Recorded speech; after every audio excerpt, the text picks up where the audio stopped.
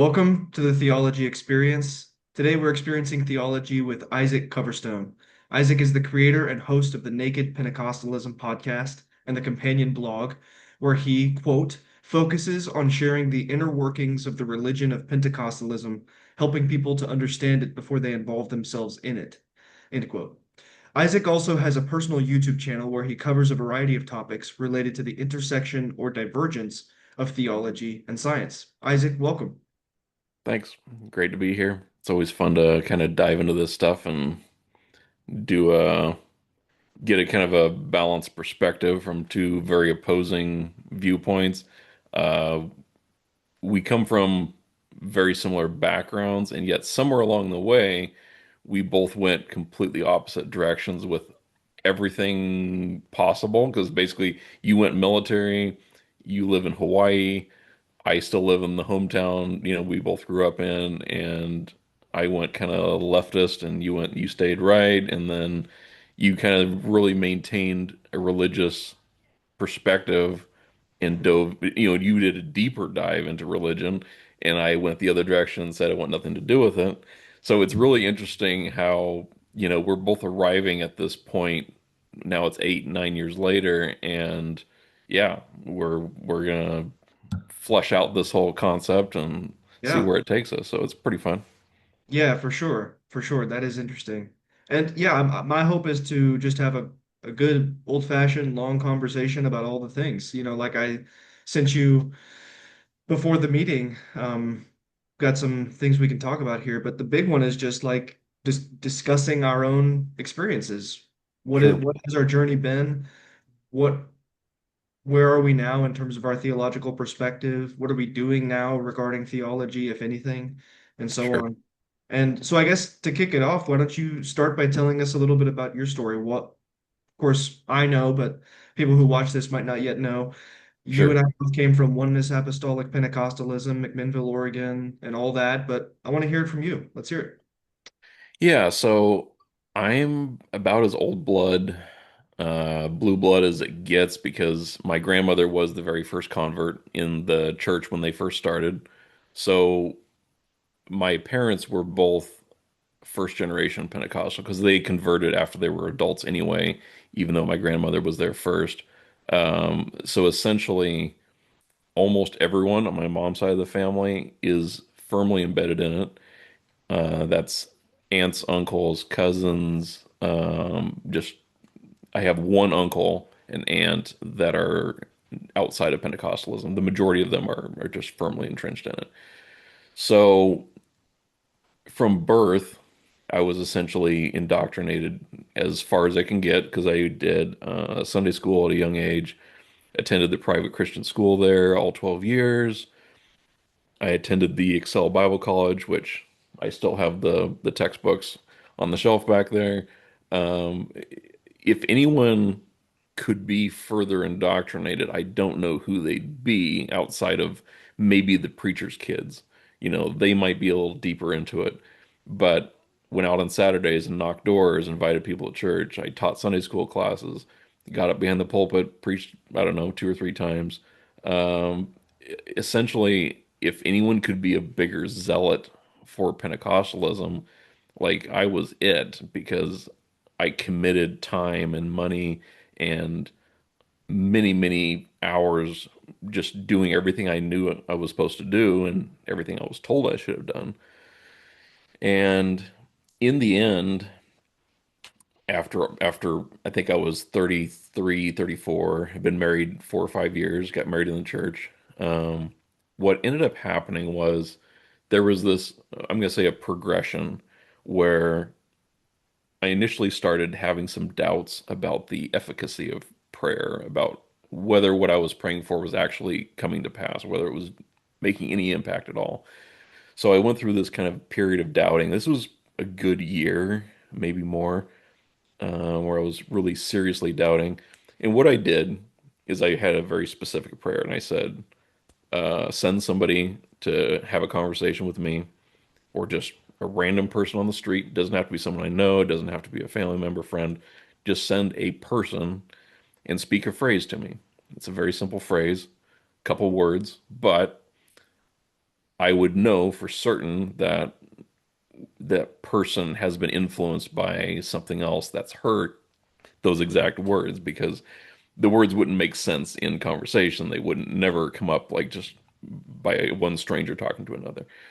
So I have never told any other human being those specific words because I had to be a real test, right? Couldn't be somebody, hey, here's $20, go tell this person that phrase or whatever. And so I've been doing this for months, right? I've been Thursday night and every Sunday morning and Sunday night, I'm praying the same prayer. Now, on top of that, around this, after this time period goes by, my wife Ashley was getting really bad migraines, and our church services had lots of really loud music, lots of really loud preaching. When you have a migraine, you're very sensitive to light, sound. Um, it's basically pressure in your brain that's just making it miserable to be anywhere other than a completely dark, silent room. And so you get thrust into this bright lights and guitars going on, a piano. It it really messes you up. So she started wearing earplugs just to try and keep it manageable. And I was like, it's not a bad idea. I kind of think it's pretty loud myself, and I'll try that out. I started wearing earplugs. Right away, what I noticed was I was tuning out. I was disconnected from everything that was happening. And there's people jumping and they're running and they're clapping and just having this grand old time. But I'm sitting there in the pew going, man, I don't get why they're so worked up. Like, I was pretty worked up a month ago, or maybe a couple months ago, and all of a sudden now I have nothing at all. It's completely disconnected. Now, from the Pentecostal viewpoint, the Spirit leads the church, and the Spirit moves through everybody that's there, and the people present are moved to act on their feelings. So it's really unusual that just reducing the volume should suddenly like remove the Spirit's influence, so to speak.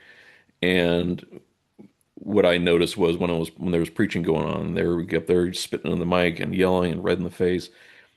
That when the volume's reduced, I'm really listening and processing to what they're saying. I'm understanding what they're saying. I'm just like, this isn't really making any sense. It's not necessarily like, why is everyone jumping up and yelling amen and getting crazy? Because yeah, I'm not really enthusiastic about it. So these two series of events have occurred, doubt, wearing earplugs, and then we went into the third phase, which was um, there was a person in the church that was teaching a home Bible study to a new convert. They hadn't they hadn't converted yet. They were just kind of questioning, getting started, and they wanted to know more. So they were like, "Hey, come over here and help us. We just want to sit down and chat with this nice couple." And it was a young couple, and they had like a 10 or 11-year-old daughter, and they lived in this little trailer out in Lafayette. So we're sitting down, we're talking with them, and these people knew their Bible. Like they read it every day. They had family devotion every day. They basically had a projector. They would plug their phone into the projector and they could put the text up on the wall or whatever. It was kind of a neat little setup. So we're going through everything, maybe 2 weeks into it, and they started asking questions about speaking in tongues. Like they had a few very specific questions about speaking in tongues. And I recall they said something like, when you're speaking in tongues, can you stop at any point and just quit? And we're like, yeah, yeah, yeah, you can do that. No, no problem. Um, and then like, does it happen by itself, or do you have to kind of say something? Do you have to kind of make it work and all that? We're like, well, yeah, but I mean, we're kind of trying to explain it to them because it's hard to explain to a person that's completely never been exposed to this concept. Right. And at some point, I said, hey, let me do a little bit of research. There was another question they had, and I just didn't quite have the answer for it. And I said, let me do a little homework. I'll come back next week. We'll flesh this out, and I'll have the right answers. And at some point, I went home, jumped on Google, YouTube, and at some point, I came across a video or a post or an article that spoke about the history of the Pentecostal church, and it started going into the whole deal with Bethel Bible College and the woman writing in allegedly Chinese writing and all that, and went down this rabbit hole, and it became obvious pretty quick that wait a minute, this church has only started 100 years ago, or less than 100 years ago, or it's never existed prior to this in history for centuries. There was just nothing, and then all of a sudden we're taking this Methodist kind of organization, and there's a handful of people that are Methodists, and they decided to do this one-off Bible study and thought they could get the gifts of the Spirit and just kind of did their own thing. And from that, everything else exploded out of it. And I was just like, it just hit me in this really short period of time. All that months of doubting and being disconnected from the church services. And then I was able to process kind of not not trying to like rose-colored glasses, this is just some person that doesn't know what they're talking about. I saw the truth of it immediately, like this is exactly how it started. And from there, I was like, everything I've been raised in, everything I've known for my entire life was essentially a lie. And from there, it was like, I've got to tear it all down and start over and figure out what's the next point I can base that on. And so from there, it was, a process of watching debates between different groups and like, okay, here's a Baptist versus a Calvinist, here's a Lutheran versus Presbyterian, or a Muslim and Buddhist against some other group, a Jesuit. And so I started really comparing all the different religions and trying to piece together what I thought what is actually true. Um, and so I just noticed a pattern where it was like every culture has their own language, every culture has their own religion. So if you're born into a Hindu family, you're in Bangladesh or you're in some major city in a foreign country, everybody around you is going to be one certain religion. So it's either going to be Muslim, it's going to be Hindu, it's going to be Buddhism. And the average kid growing up has no chance of like discovering how to compare different religions. They're just going to go with this is what my friends do, this is what my family does, this is what, and I just kind of it just kind of hit, there's this geographic centrism that if it's entirely the luck of the draw. Where are you born? What region? What's your family like? And that's going to determine which direction you go with religion. There's a very small percentage of people that actually diverge from their family or from because it's very hard to do.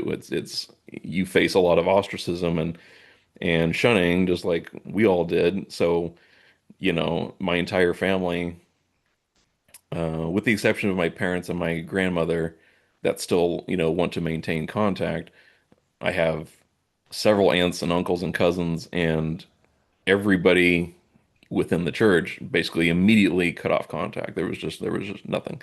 No emails, no texts, no phone calls, zip. So, and the same for a lot of people that I thought were friends, a lot of people that I had grown up with and spent 30 years, hanging out with and talking and going out to eat. Boom, they just like turn you off overnight because you're different now. You're worse than the unbeliever, right? The average person on the street that just never showed up. You've been here and you've known it and you've turned your back on it. You're now like the lowest of the low. You're the apostate.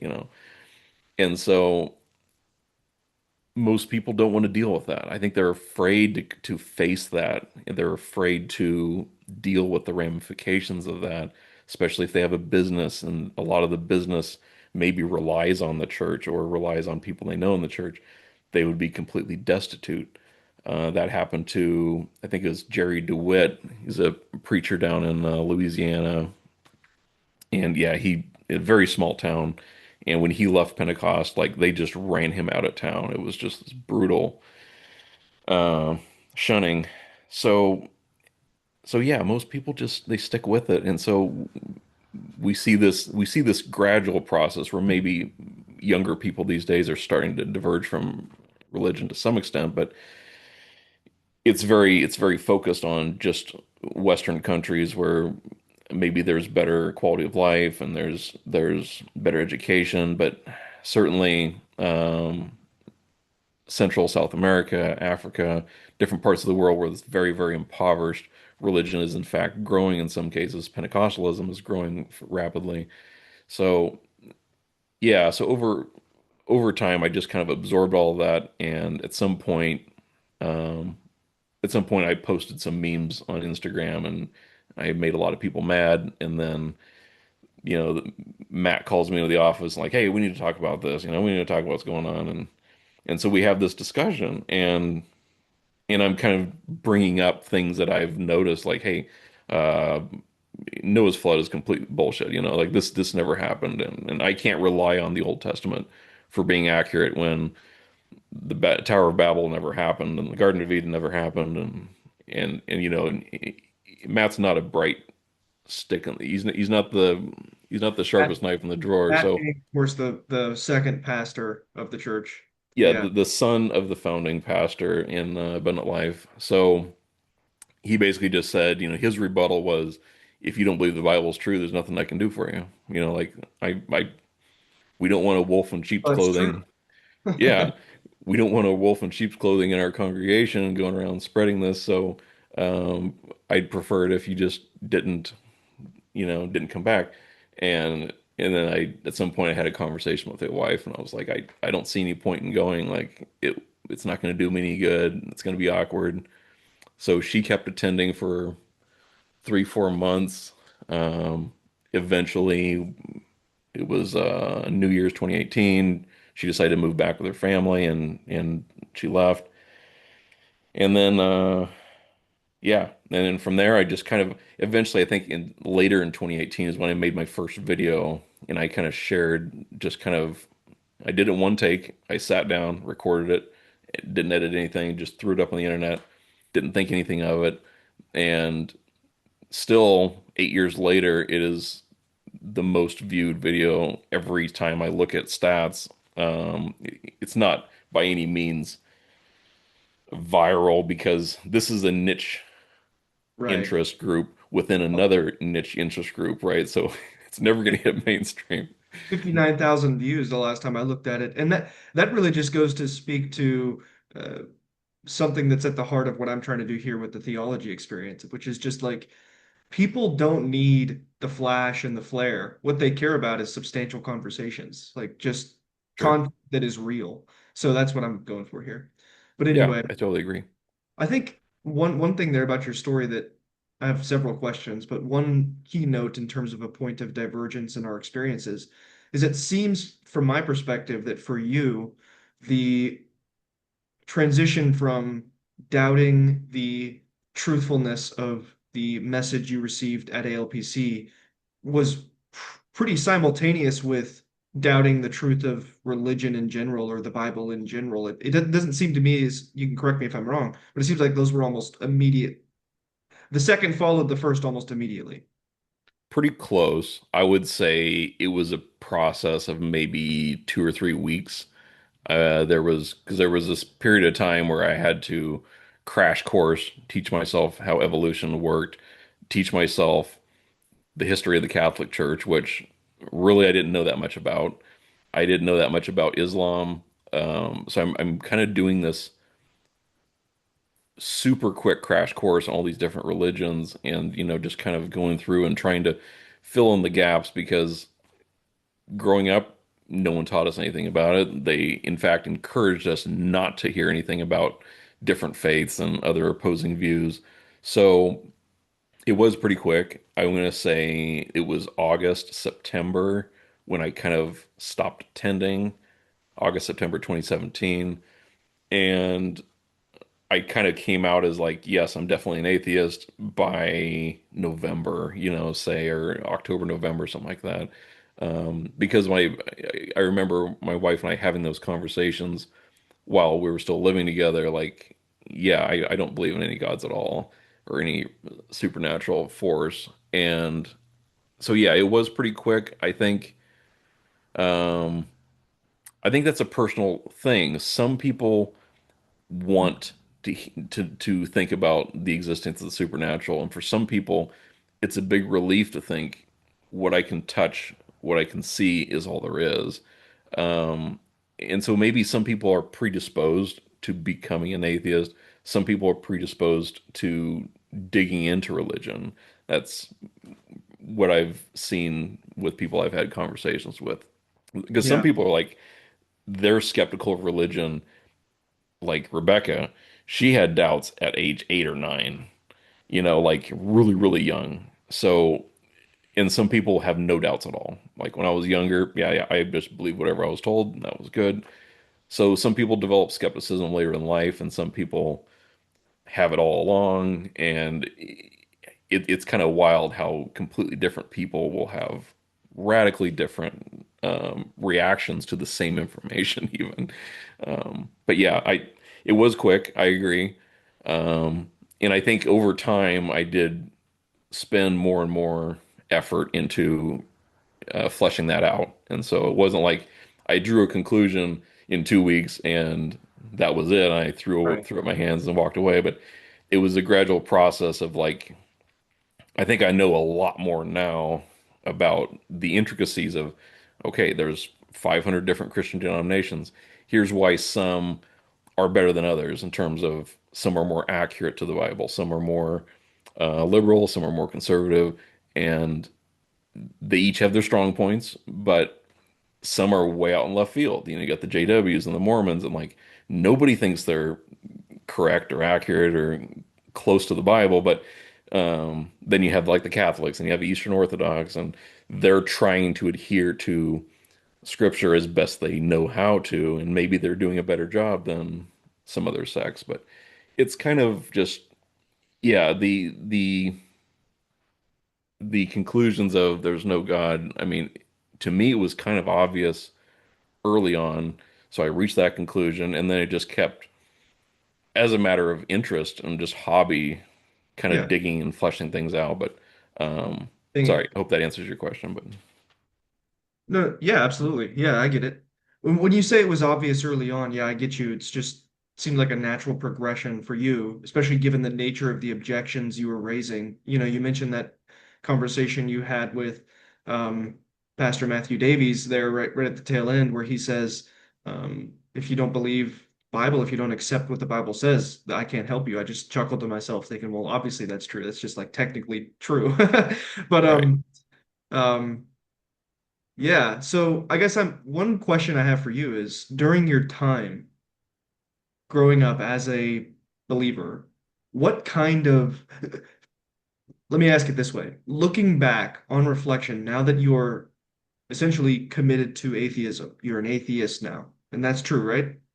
Yeah, I Okay. I think that's you know some people say they're agnostic or agnostic. Yeah, Um, I'm I'm willing to say that nothing is completely certain. I'm not 100% convinced of anything necessarily, so I would say, 90% atheist. sure. I'm Got willing to be persuaded if the evidence is presented, but yeah. So Okay, so as a currently committed atheist, right? Looking back at your life, is there anything you can look at and say, that I don't know how to explain that experience or that idea, or is it all just you just look back and you say it's all completely obviously wrong and wasn't real? You know what I mean?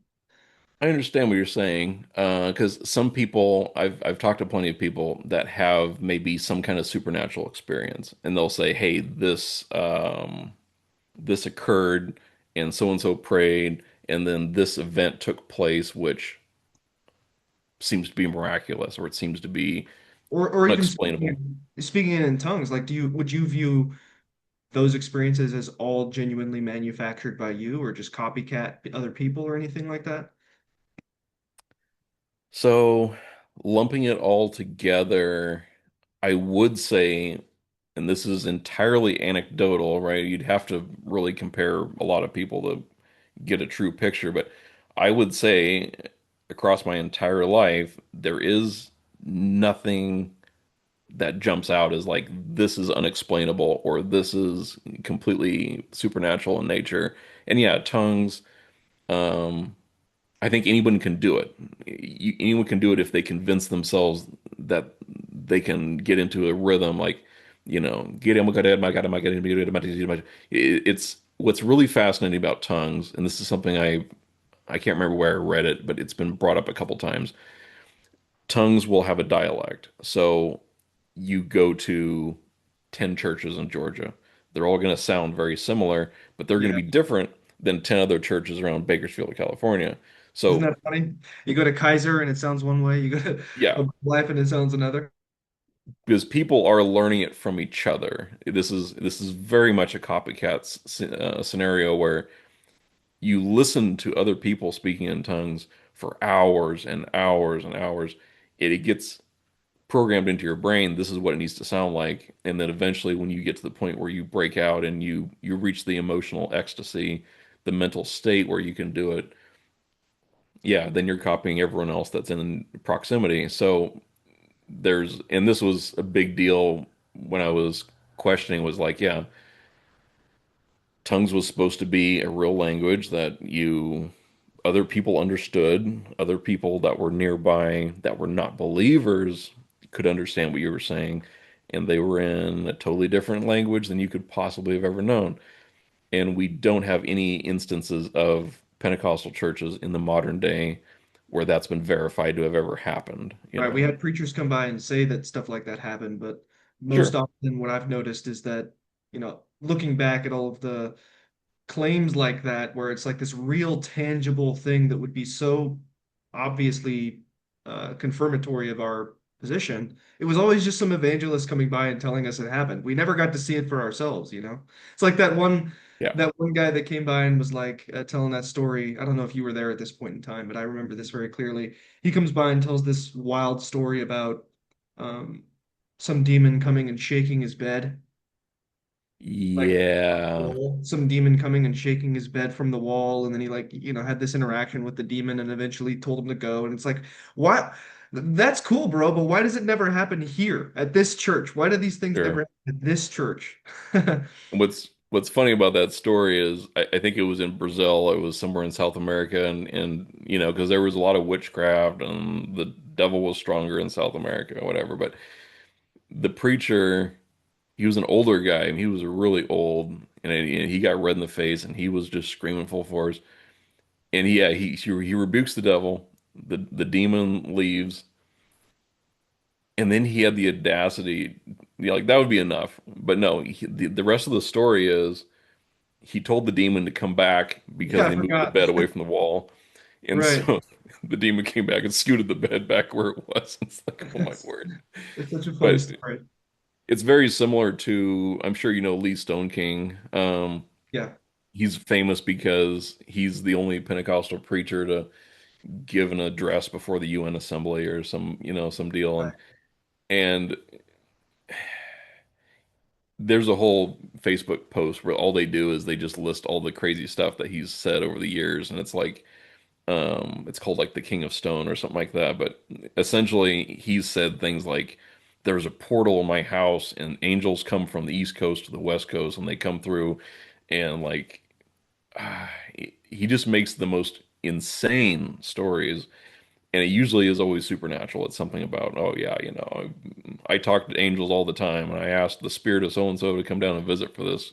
You know, and I think there's an element of this need for the extremely supernatural, the almost circus performance that has to happen, and it's unique to Pentecostals in that they have to have this entertainment, they have to have this flair that you don't see in Catholic churches. You don't see it in Baptist churches as much to some degree. Like they just say, here's they're the other extreme, right? Where it's like, we're going to read this Latin phrase and we're going to chant this, swing the censer, burning whatever. And it's ritualistic and there's nothing happening. It's boring.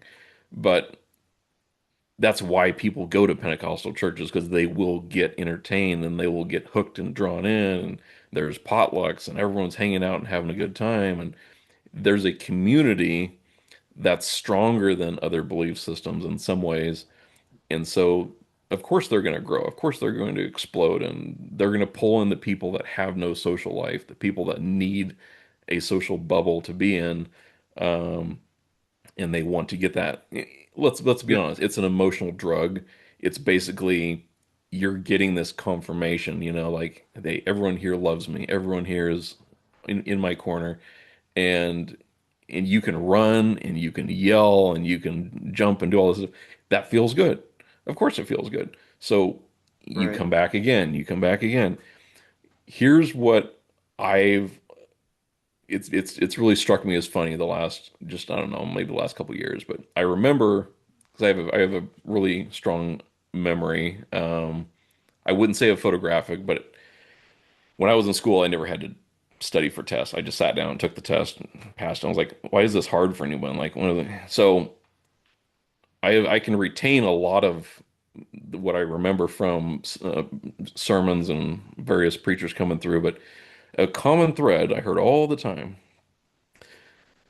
sin is a pleasure for a season, or like there's pleasure in sin for a season, and then it's gone, and then you're chasing the next high. Like you can do a little cocaine, then you have to do a lot of cocaine. You can get in a bad relationship and fool around with women, and then you're going to need three women before it's over. Like the preachers always push this idea that sin is never satisfied; it's always something greater.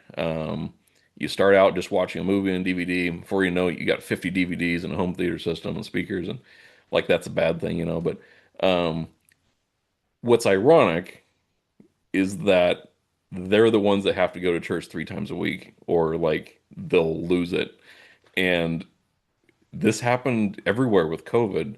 As soon as things were shut down and the churches got emptied out, people were like, I don't have to go back there. Like I feel a lot better staying home. And all of a sudden, like a lot of religions just took this giant dip, especially the Mormons, JWs, Pentecostals, the really hardcore cultists. But essentially, they're the ones that need the constant the hit. They need the preacher to speak. They need the song service. Because if you take a Pentecostal and you cut them off for like a month, they're out of that loop, man, it messes with their commitment to that, their faith to that. And so it's like they're the ones that have something for a season and they need it reinforced constantly. Yeah. Um, I Which is don't need my beliefs reinforced constantly. Like I'm good. Whatever. Uh, yeah. I don't know. I feel like the thing you're describing is just a fact of human experience. People just have their things that they turn to give them meaning, to give them peace, to give them happiness, regardless of what we're talking, of who we're talking about or what we're talking about. That just seems to me to be a universally true fact of human experience. And it just so happens that the people in the group we're talking about is a religiously focused issue. But the things that you're talking about here remind me of something you said about your own experience, which is that putting in those earplugs seem to help you detach from the flow of the service and think, like engage your rational faculties rather than just your emotional faculties or whatever we want to call it. And you started to think about what was happening and how it was affecting you and affecting others sure. around you and what the preacher was saying and whether you thought it was true and so on. Yeah, if you want to speak a little bit more to that, I have some of my own comments as well. Yeah, so what I've had conversations with other people on the ex-Pentecostal subreddit and ex-Pentecostal Facebook groups, and some people have had similar experiences. And I think there's a theory going on, and it seems to be backed up by science, um, and that is the human brain can't process higher logic when you're being bombarded by like sensory overload. So it's a psychological issue where, and the military uses it too. Like when you're in boot camp, they're going to scream in your face and they're going to try and just override your thought process. So you're dumbed down to yes, no responses. And this is the beginning of programming. Like we want you to do what you're told, and so the first stage of that is just the sensory overload. They're going to yell in your face and say, get down, you're scum, get down, give me 10. And so whether it's conscious, whether it's something they know is true or not, Pentecostal preachers and other preachers are using this tactic that if we just want people to do what we tell them to do and we want them to respond a certain way, we want them to stand up, we want them to clap, we want them to um, walk up here and hand over 10% of their income. Essentially, the first step to that is the sensory overload. So there's a progression in the church service. We're going to start out real quiet. Everyone's in this contemplative mood as we turn down the lights, and everyone's kind of moaning and praying and making noise. And then we escalate it slowly into a softer song. Then we go to a faster song, and then we're slowly getting the volume up. And eventually, when the preacher's going, you are you are hypnotized at that point. Like you're not really aware of, you're not fully in tune with what's happening. And so there's a psychological concept of the mob when you're a part of this giant group of people and there's a whole bunch of sensory overload, you get into the state where you're just going with the flow. Right. And we see that, I'm sure you remember there was the two front rows of pews were always the younger people and they'd segregate boys and girls and everyone just does the same thing. They're all going to stand up, then they're all going to clap together. They're all going to do this. If you want someone to run the aisles, you just need one person to be the first one to go. Someone Right. else is going to be their friend. Oh, I got to follow them and support them. Then everyone else is like, oh, we're going to look bad if we don't do it. So zoom, before you know Especially it, if, especially if pastor or bishop got down there and started running, then everybody had to go then. yeah, and before you knew it, the entire two front rows were emptied and they were all doing the same thing. And it's just like, yeah, there's a herd mentality, there's mob mentality. It's all psychological, and really religious leaders are just taking advantage of it, whether or not they actually understand why it is. Yeah, They do it. there's two things there. The first one is that I appreciate you being, I guess, open to the reality that not all these people are just knowingly trying to screw people's lives over. It's in a lot of cases, it's just like this is what they've received. This is what they do. This What is they've always known, yeah. not consciously, intentionally trying to um, ruin people or whatever. It's just this is just how Sure. they. That's first thing. The second thing is a convergence of our experience. So for me, when my doubts about the truthfulness of the message they were preaching and the morality of various things that they were doing started, I remember pretty quickly coming to the conviction that like, okay, so yeah, I'm young, I'm not married, so I got to sit up here in the front row, obviously. Right. I can't go sit back somewhere else. My dad isn't here. I can't go sit with him. I probably wouldn't anyway. Just that was just natural to sit at the front row. Um, so that's where I am. But I came very quickly to the conviction that like, okay, I'm not gonna go along with the clapping and the standing and the jumping and the running unless I really am behind whatever is being said. I remember Sure. that was a really key moment for me because it's like, okay, now there's a different mindset that I just walked into. I'm now in a different frame of mind. I'm no longer in the frame of mind that whatever comes out of the speaker system, out of this man's mouth, and whatever this group does that I'm a part of, I just go along with it. No, Yeah. I'm participating insofar as I can agree with it. Yeah. That's a very there's a huge shift for my thinking. And I remember I never had an issue with the sound or earplugs or anything like that. So that wasn't a part of my experience, but I do remember I always took notes. I would always be very studious and diligent about having a notebook with me. And whenever there was a message or a teaching going on, I would take notes. And but because I had this shift of frame of mind, it was no longer just notes because I was imbibing whatever he said. It was I'm thinking critically about what's being said. Like Yeah.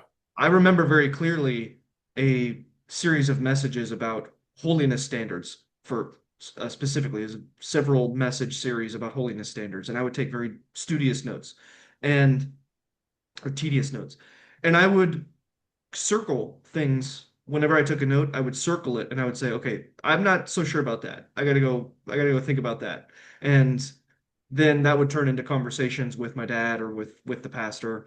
And for me, it all started, of course. Well, it didn't really. I wouldn't say it's quite proper to say it all started for me when my dad left. He was the catalyst. His leaving was the catalyst for me thinking more deeply about things that eventually, I decided to leave. But there were more things going on than just that in my own psyche, my own life and experience. But I remember towards the beginning of the time where my dad left, one of those things I circled on the holiness series was beards because I just didn't make sense to me. It just seems so obviously ad hoc, like just made up by somebody. It just seemed Yeah. obvious. Like you read the Bible and we know with 100% certainty that most of these men we read about had beards. Like, and Yeah. the claim that some made that Jesus and his apostles didn't have beards was just weird. Like, just seemed obviously false. So that was a big one. And I went to the pastor and the bishop and talked to them about it. And their response, of course, at the end of the day just came down to, well, we have to make rules. We're the people who make the rules, so you follow the rules, right? And of course, if you're going to have beards, then there's a danger of you next thing's going to be smoking marijuana. It's like, of course, it was always like this funny consequentialist form of argumentation. It's like if Yeah. you if you accept that beards are okay, well then you're going to obviously accept marijuana is okay. And you don't want to do that, right? So don't accept the beard thing. But anyway, Yeah, that's and the underlying issue was that they saw anyone questioning seriously as a threat. So they're like, we got to just stamp this down as soon as we can, because if we let this guy take an inch, then he's going to take a mile. And, it was control. That's all it was. yeah, But and this actually leads to another to a point of divergence, I would say, between our experiences. At least it seems so to me. You see that for me, the big reasons that I started to doubt these men as authoritative teachers was because of things I was learning from the Bible, right? right. Whereas for you, it seems like it was more just completely outside of the realm of religion entirely. That was influencing you. Whereas for me, it was I was reading and I was studying the Bible more and considering other perspectives, other interpretations of the Bible, and some of them struck me as far more plausible and just obviously correct.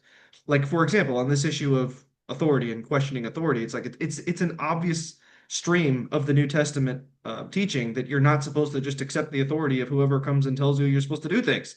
Yeah. So, like, I don't know. I don't know if you want to comment on that, but that does seem like a pretty clear point of divergence. Yeah, and I think I definitely looked at like I one of the first points of divergence when I was questioning and I was starting to break down whether I was going to remain Pentecostal or not. I was actually watching somebody preach that was it was like it was a I don't know, Lutheran or Presbyterian. It was just some random Christian denomination, but he's up there talking, and as he's talking, and I think he was actually commenting about the flaws within the Pentecostal theology, Oh, interesting. and this random person in the congregation just like yells something out, and like, hey, yeah, it's because of blah blah blah and this, and he just said like two or three sentences, and the preacher just kind of turns like, yeah, you're right. And he kind of segues into what the other guy said, and it was this different dynamic where it's not the preacher just yelling at the congregation, but like he would have interactions with maybe five or six people, and he's down on the little podium and he's kind of at their level, and they just had this kind of it was more of a lecture, and they had the opportunity to interact as they wanted to. And so I immediately saw like, you know, these people have a better system as far as it's a more I wouldn't say honest approach. It's more of a How about they're open? not yeah, Open. yeah, yeah. Everyone's not afraid to say what's on their mind. They're not like terrified of the preacher, like, oh my word, if I speak up, I'm gonna get dragged out and all that. And it's like, so I do agree that there was definitely there was definitely a difference in that I was skeptical of the supernatural probably much earlier in that whole doubting process. And so that damaged um my view of the supernatural and trusting the Bible in general. Sure. And so I think if a person had the opposite experience where maybe they felt like there was something supernatural and there was a reason to stick with it, then you would take that route of, well, I just need to find a better Christian denomination and, find a more true denomination anyway. Um, Well, yeah, that's definitely my experience. And that was kind of where I was gonna go with regard to my question about your own experience of the supernatural. Like, is there anything that you could look back and be like, oh, that might actually be? I mean, obviously your beliefs would suggest you wouldn't necessarily conclude that, but I just wondered. For me, when I look back, I think I can say this with confidence that there was never a time where I spoke in tongues where I legitimately felt like it was real. sure. I can say that with 100% confidence. I was very torn from Yeah, young age about this issue. I remember being extremely I just desired very much to have that real experience because I would look around at all these people and it seemed to me so obvious that somebody was doing it for real. Like sure. I knew at a young age that I could peg various people for just clearly not speaking in tongues in any genuine way. Like you said, it's just so obviously recognizable. It's the same syllables every single time. Sure. Um, you can hear it repeated and other people in the congregation making the same, essentially saying the same exact thing. But then I would see some people and I would think, man, that looks real. That seems real to me. And I really wanted to experience it.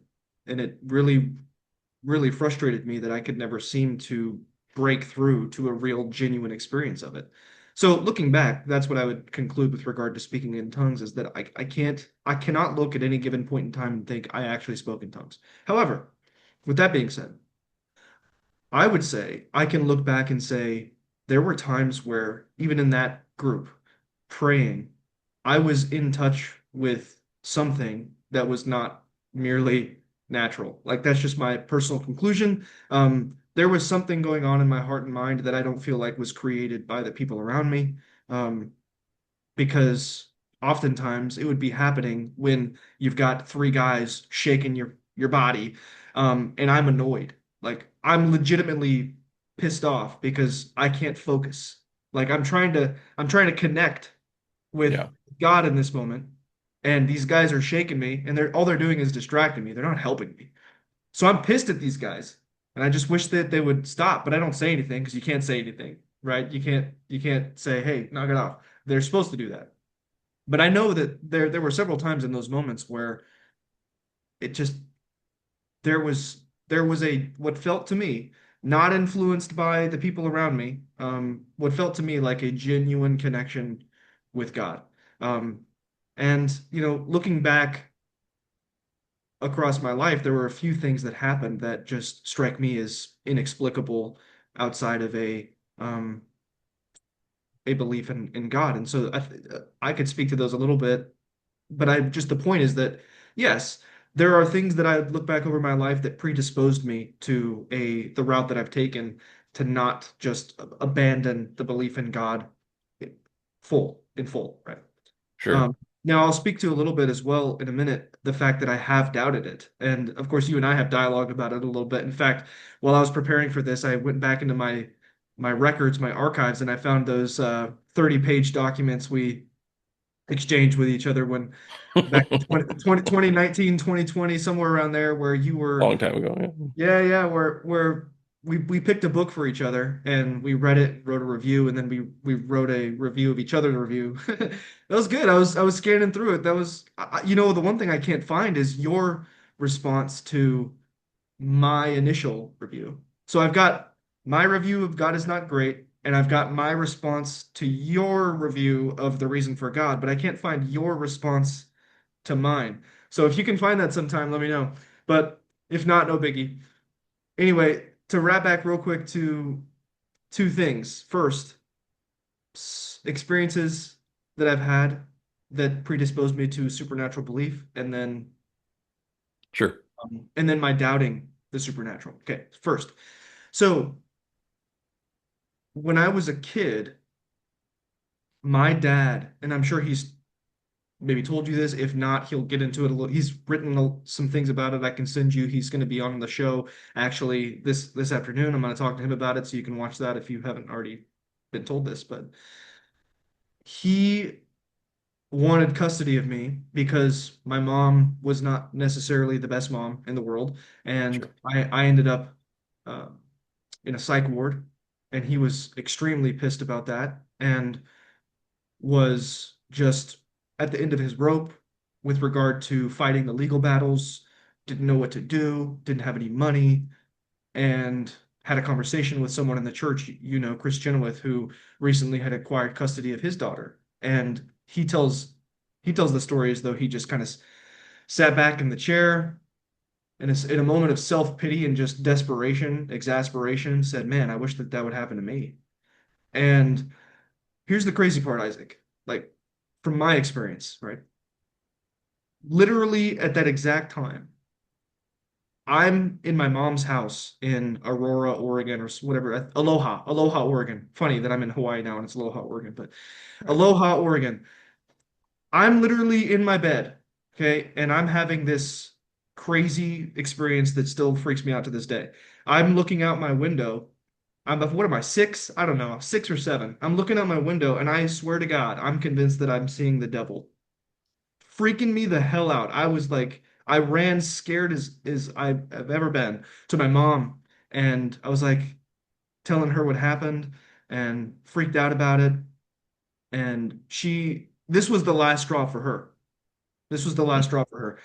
When that happened, when I flipped because I thought I saw the devil outside my window, um, she reached out to my dad, and that's when she agreed to give him custody of me.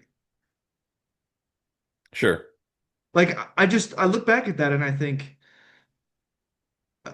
yeah, sure, you can call that a coincidence if you want, but that sure does not seem like a coincidence to me. Um, so that's one. Another one is when I was actually an adult. Um, I had been, I think I was 18, 19, 20, somewhere around there. And, I'm starting to become an adult. I'm still in the church. I'm not a perfect person. I'm sitting on the side, of course, every now and then I'll, watch a movie or what have you on my phone or do something I'm not supposed to do type thing. And of course I'm racked with guilt insofar as I have yet to repent of it. Um, and I remember watching this movie. I believe it was The Passion of the Christ. I've never watched it since then, so I don't Mm. know. I've never looked it up. But I was watching this movie where basically what's going on is it's the crucifixion scene. And there's this like demon-looking being holding a devil baby. I have no idea what it is. I've never looked it up, but it's just this weird scene. And it freaked me the hell out. And I remember it felt to me legitimately like there was a hand on my neck squeezing my neck. I started to stop being able to breathe. And I remember flying out of my bedroom, falling on the ground flat on my face. And it was so loud that my parents woke up. Dad and Jolene woke up. And they came out and they just saw me like laying on the ground. And they were like, what's going on? Are you okay? I'm like, "Oh, I'm fine, I'm fine, I'm fine." And I go back into my room and I just remember that moment being kind of I guess a wake up moment for me to be like, hey, like you need to get your act together a little bit. You're kind of wasting your time, wasting your life, um, doing some things you shouldn't be doing. So I don't know. Again, some people can just be like, "Oh, that's all in your head. It didn't happen. There's nothing real about it." But like, what? I don't know, man. I'm the one who experienced it. It sure seemed real to me. So, And what I would respond with that is I've talked to a lot of people and I've heard identical stories from Mormons, JWs, yeah, from Hindus, Muslims. yeah, There's a common thread, which is things that happen to you seem real to you. And it's very, very, especially experiences that are heavily emotional. You're either scared or it's very funny or it's very happy. Memories are bound to emotions. This is generally known. So they stick in your head very firmly because they're so traumatic in some ways in your case. Um, but yeah, so if your experiences mean that your particular deity is real, Mhm. then we have to give credence to a Muslim having the same experience and like their God is real, right? Like we have Well, to treat everyone identically. I'm not so sure. I mean, it's true that there are common experiences between religions, but the I think the actual sane historical approach, unless you're predisposed in some way or you presuppose or for whatever reason you've concluded that there is no good reason to believe in the supernatural, it seems to me like the sane historical conclusion would be that there is some reality excuse me, yes, there's some reality with which these various religions are in contact. It's just that they all are essentially interpreting it differently. Yeah, and I think and that comes back to my primary objection to religion in general is the geographic diversity. Like if there's a God and he can see the entire planet, he's omnipotent, omniscient, sees everyone's brain and their thoughts, and you can clearly see, hey, there's a billion people in India that have a completely different idea than the 300 million people in the United States and the however many millions in Russia and China.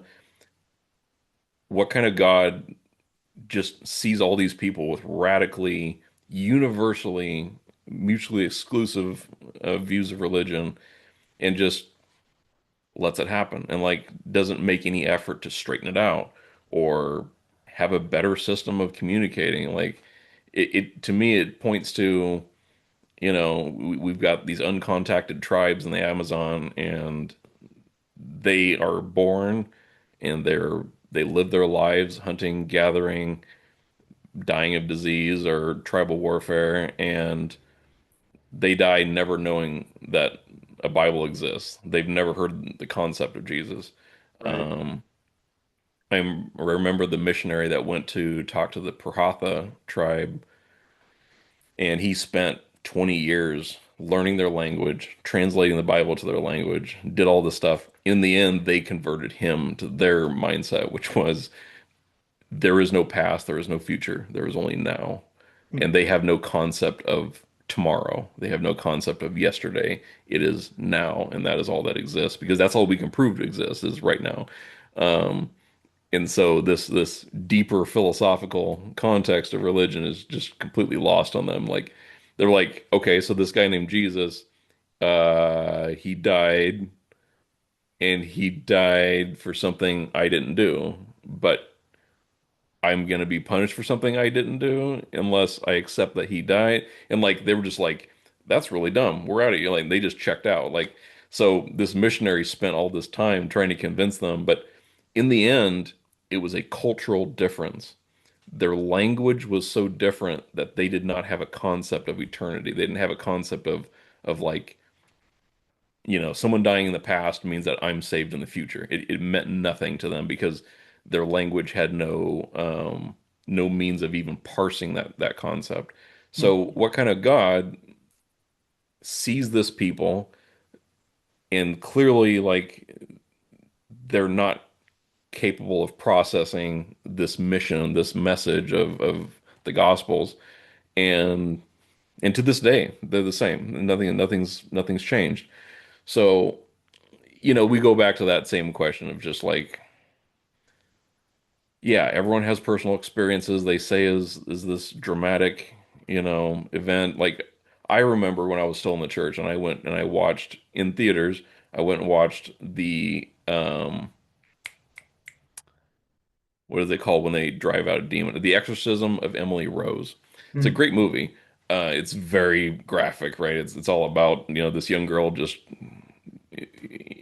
exorcisms are always like super dramatic. It's just like CGI and crazy stuff happening, and yeah, there's an emotional impact that has, and you're just like, oh, the devil's real, and like because there's so much evil, but it's a movie. Someone just came up with the special effects and they wrote it, and it's designed to invoke an emotion in you.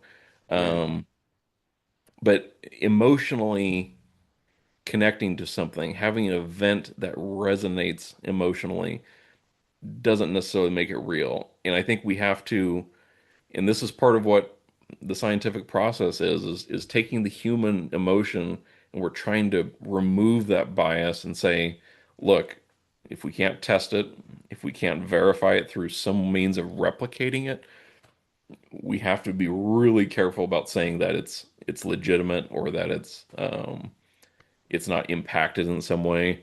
So yeah, and I think maybe I'm more susceptible to the atheistic scientific view, maybe because of autism. Like I am somewhere on that autism spectrum. Maybe I'm higher functioning than most people. I'm not as clearly autistic as some people, but um, maybe that means that emotions aren't as a big of a driver for me. Like because I'm not as with autism, emotions can be trickier than like a normal person. It's in some ways they're more intense and in some ways they're not. And so to some degree, it's my mental natural state that determines whether I accept the supernatural in some instances.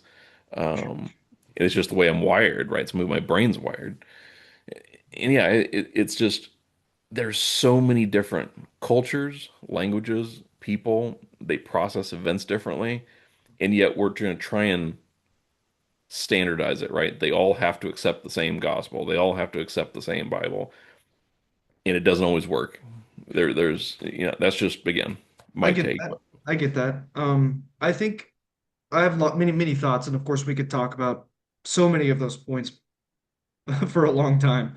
So I don't want to get yeah, bogged down in all of them too much. But I would just say, in terms of a quick response, when you talk about God looking upon the peoples of the earth, seeing their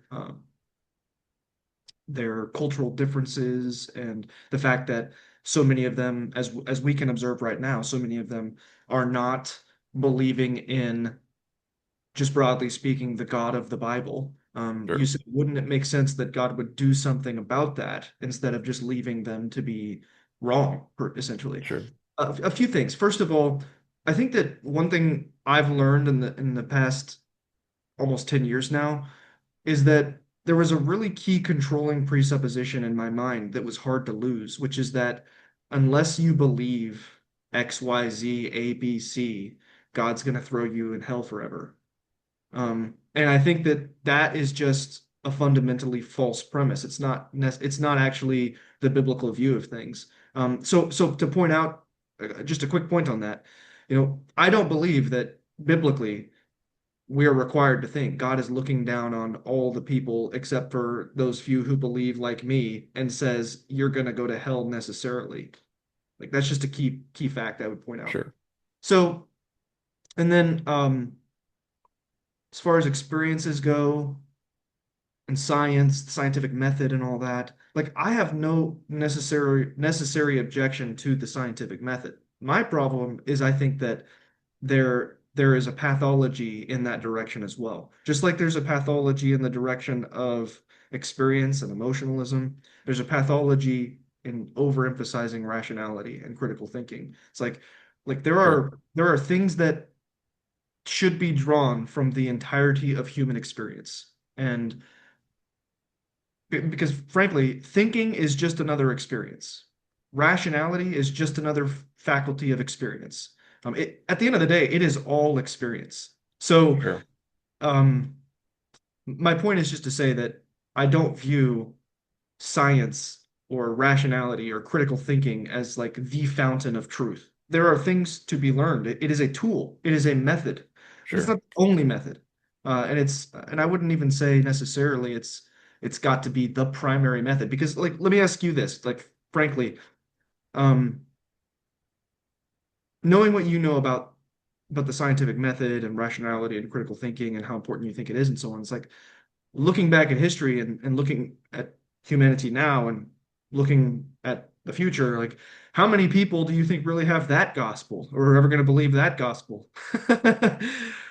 Who has the time to be that, you know? sure. Let me put a pin in that. can we take a 5 minute break? I'm just Of gonna hit the course, bathroom really quick, of course. and we can kind of make it not so much of a giant lump sum. But yeah, I'll be right back. All right, we're back. Go ahead. So I think there's a crucial element to this conversation that we haven't really touched on yet, and it's going to affect both the religious and the secular sides of it, and that is IQ, intelligence. There are some people that will never understand how a rocket ship works. They're there's nothing, we can't say there's anything wrong with them necessarily. It's just the way they're wired. They're not going to understand aerodynamics, the fuel system, whatever else. They're never going to understand how gravity works. You can educate people, and I have tried in some cases to educate people that I know. This is how evolution happened. It's a brick wall. Just this could also be a willingness to learn, right? Some people are willfully ignorant to the point where you can try to explain to them the concept of the Trinity, and they will not accept it because they don't want to accept it. Um, and so it applies to a person learning, the differences between Catholicism and JWs and Pentecostals. Again, its capacity and willingness have to both be aligned. So, in some cases, there are people that think the earth is flat. You're never going to convince them otherwise because all they want is they want the acceptance. They want to say, hey, I'm a part of a special community and we're smarter than NASA and this and that. So, to them, it's an emotional connection and they're never going to buy, photographs of the moon being real or anything else.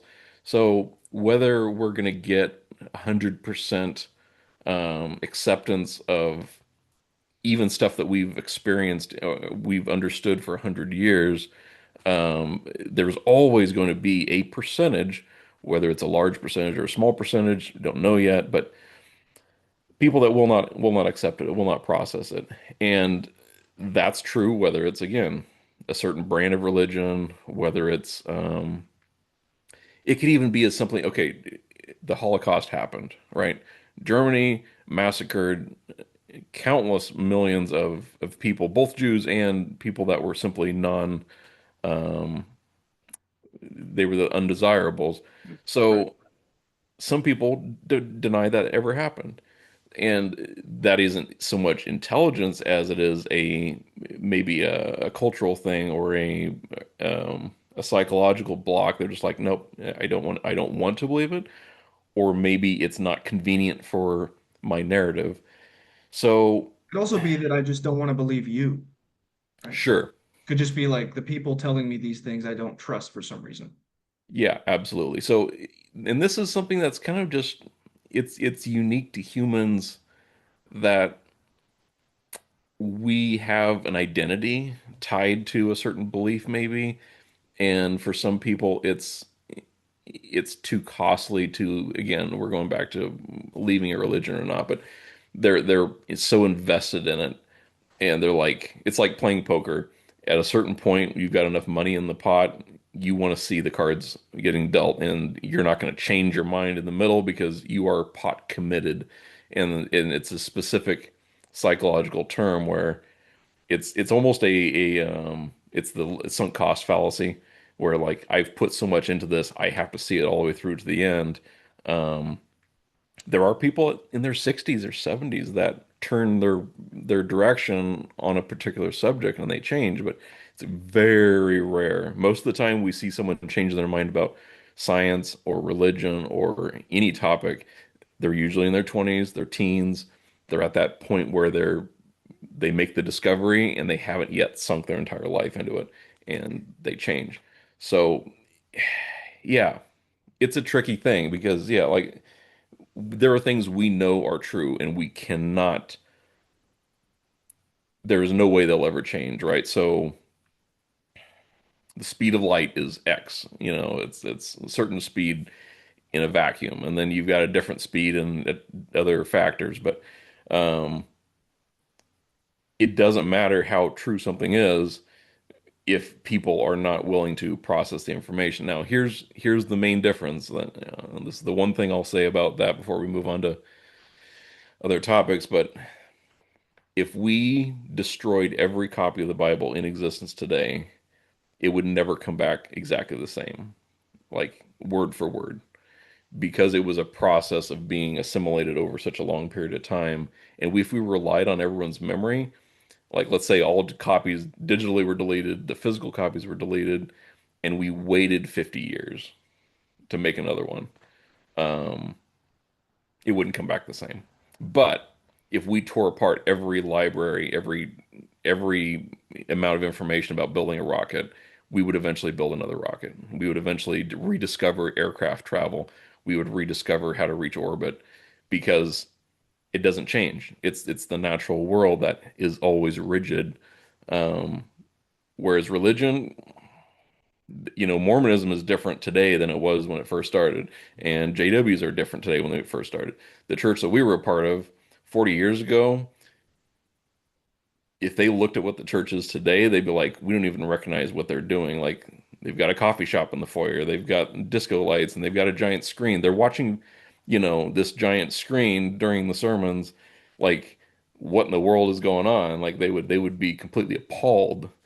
And so what we see is religion will adapt to cultural norms. Religion will adapt to whatever is happening in the world. Um, the slave trade went on, and there were people in religion that were in favor of slavery. There were people that were against slavery.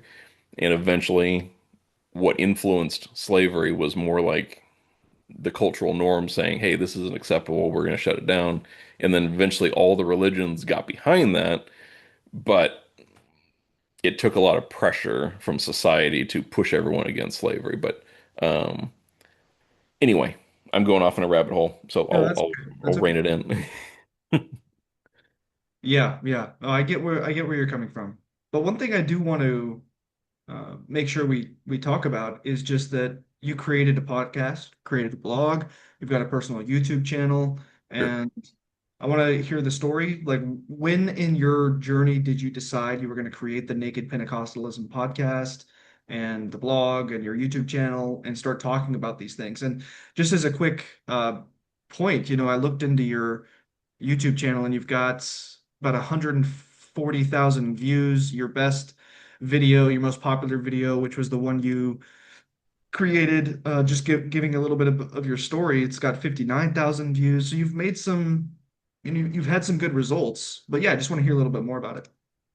I think it's really just it was catharsis. I wanted to get the story out off my chest and say I'm just going to tell it, whether or not anyone wants to hear it. It was more for my benefit to say that I want to just dump the load off my shoulders of making this dramatic life change because I did 180 degrees. Everything got flipped upside down, and I think the YouTube I had the YouTube channel for years prior to that. And I just uploaded random stuff. It was just kind of for fun of it. So that really wasn't created specifically for that issue. Later, what happened was, and also I had the blog before I even started anything else. The blog was originally just kind of my own personal blog, and I did gaming stuff or whatever. And then at some point, I said, you know what? I was listening to another podcast called Naked Mormonism, and same Right. concept. He's on the inside. He's kind of the tell-all. This is how they run things. This is how it's all done. I'm like, that's a great concept. And what we need is naked Baptists, naked Catholics, naked, let's just make it a brand for every religion. We're gonna do naked Buddhism, naked Islam. So I'm like, I'll do my part. I'll start it off. So I emailed the guy and I said, hey, do you mind if I use the word? I build this title, Naked Pentecostal. He's like, yeah, I don't care. Go for it. And so I said, I'm going to make this a social media brand and I'm going to make them all universal. So I renamed the YouTube channel and the blog to match the podcast. And so they would be the same. Someone types it into Google, they get everything. They get the whole Right. spiel in one shot. Um, and so the podcast, I was kind of like, I just wanted to have a format where I could just bring up thoughts that popped in my head and discuss them. But really, I think the purpose behind a podcast, the YouTube, the blog, was that there are some people that don't want to watch a video. Maybe they want to read an article, and it's going to be an older demographic. Maybe, people that grew up with newspapers and magazines. They want to read instead of listening to someone or watching someone. So I do articles there, which is the lowest audience by far. There's only been, I think, 1,500 views to the blog in like 2 years. So I mean, it's very low, but it's also very low effort. Like I can write an article in 5 minutes and whatever. The podcast is just because everybody has a podcast, right? It's kind of like this is the way you get to a younger audience mostly because they're working and they're doing chores, they've got an earbud in their ear and they're just listening to a podcast. Okay, so I'm going to capture that demographic that way. Um, and then TikTok and YouTube, it's such a huge market share and there's such a broad audience. YouTube and TikTok is more of a way to reach the common person that's has no interest in it, but they might just get that suggested to them and they click on it out of interest and they watch it at random. So yeah, I think I eventually had the vision, like I just want people to understand how this religion works so that they walk into a Pentecostal church. They've already been warned, hey, these people are going to come up and shake their hand. They're going to slap you on the back and make you feel warm and welcome. And they're just love bombing you, right? They're just trying to suck you in, and you need to be aware this is what's happening before you get suckered into it.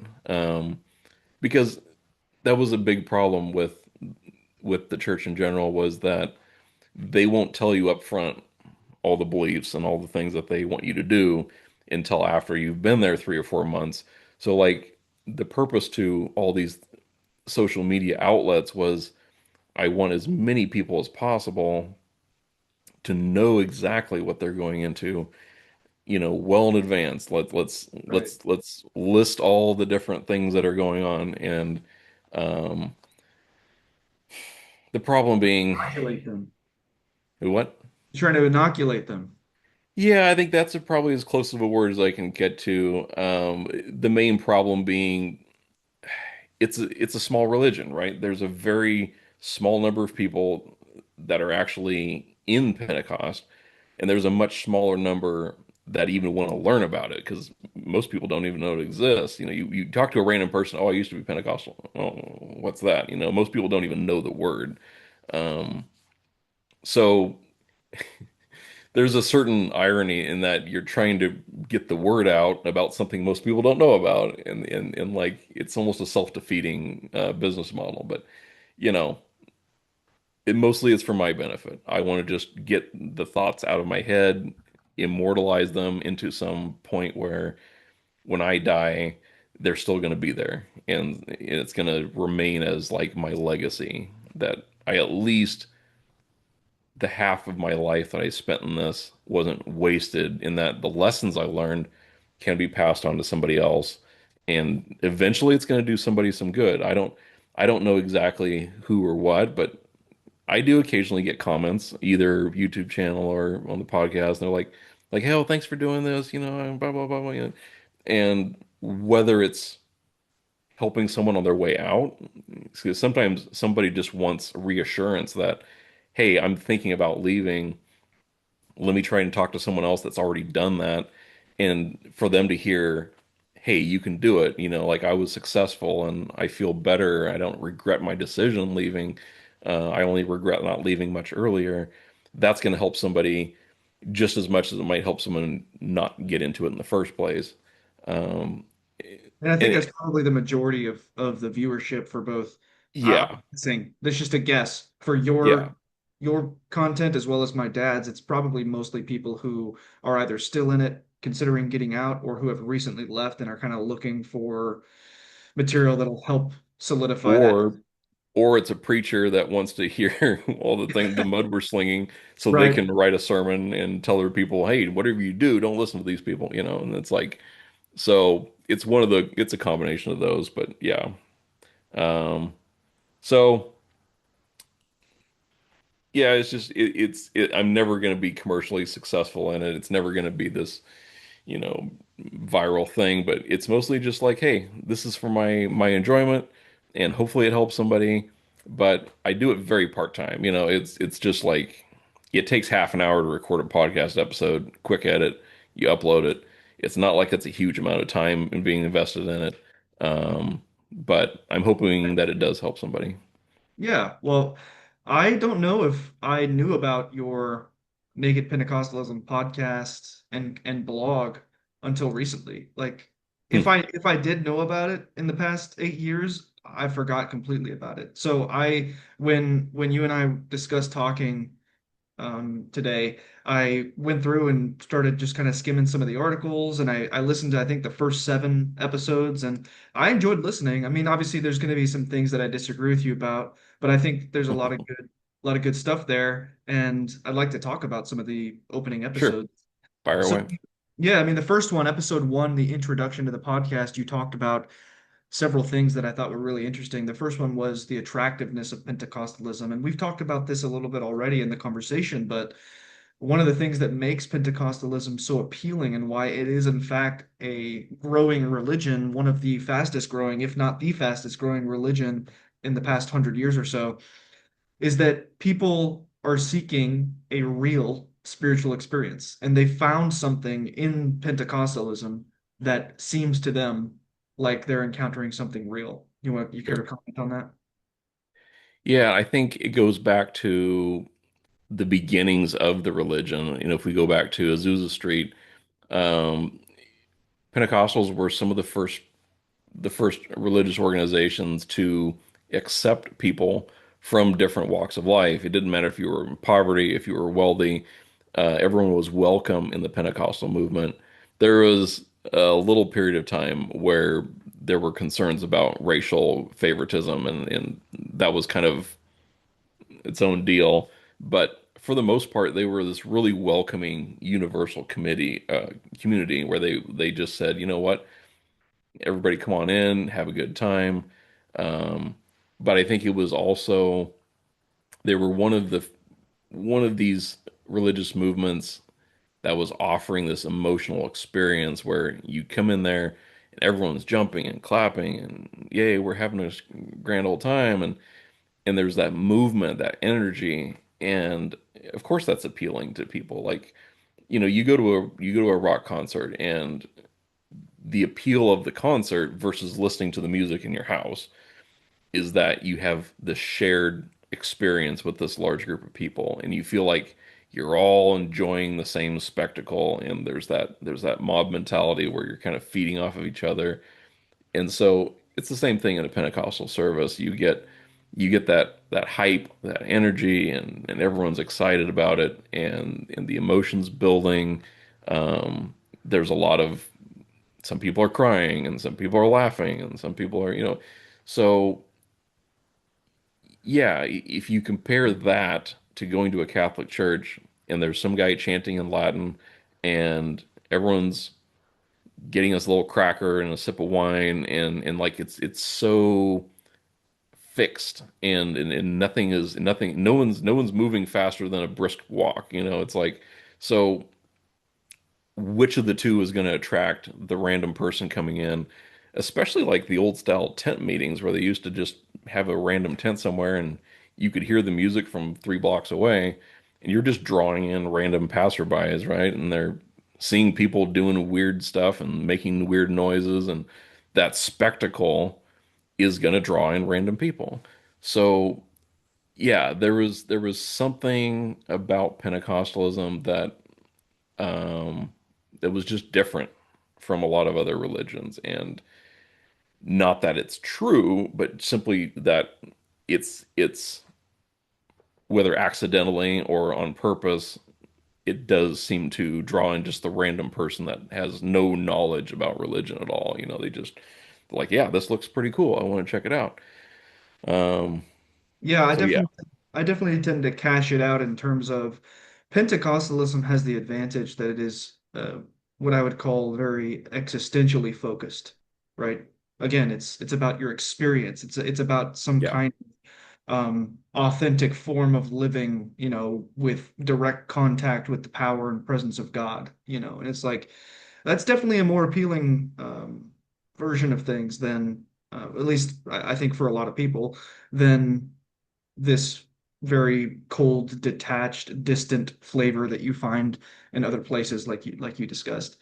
Um, Yeah, like in Catholicism, you get into the cabinet and there's a little screen and you tell the yeah, priest everything you did wrong and they're like, right, okay, go recite this Hail Mary and do this good deed and whereas Pentecostalism, they just stick your face in the carpet and you bawl your face out, until right, right. and so you have this direct connection. Um, yeah, Whether it's more real, it's definitely more raw. You know what I mean? yeah, It's far more of a raw, existential, individual, experiential focus. Yeah. yeah. So I guess one thought I had while I was listening to that episode and others related to it is just that, this seeking for that kind of experience, that kind of raw, powerful experience just doesn't seem to me to be unique to Pentecostalism or religion. It just seems to me to be a universal fact of human experience. Like you said, we have analogous things, right? We have rock concerts, we have um, all kinds of we have a massive amount of people seeking experiences through drugs, through sexual experiences. I mean, movies, in to a certain extent, movies and TV shows are an example of this.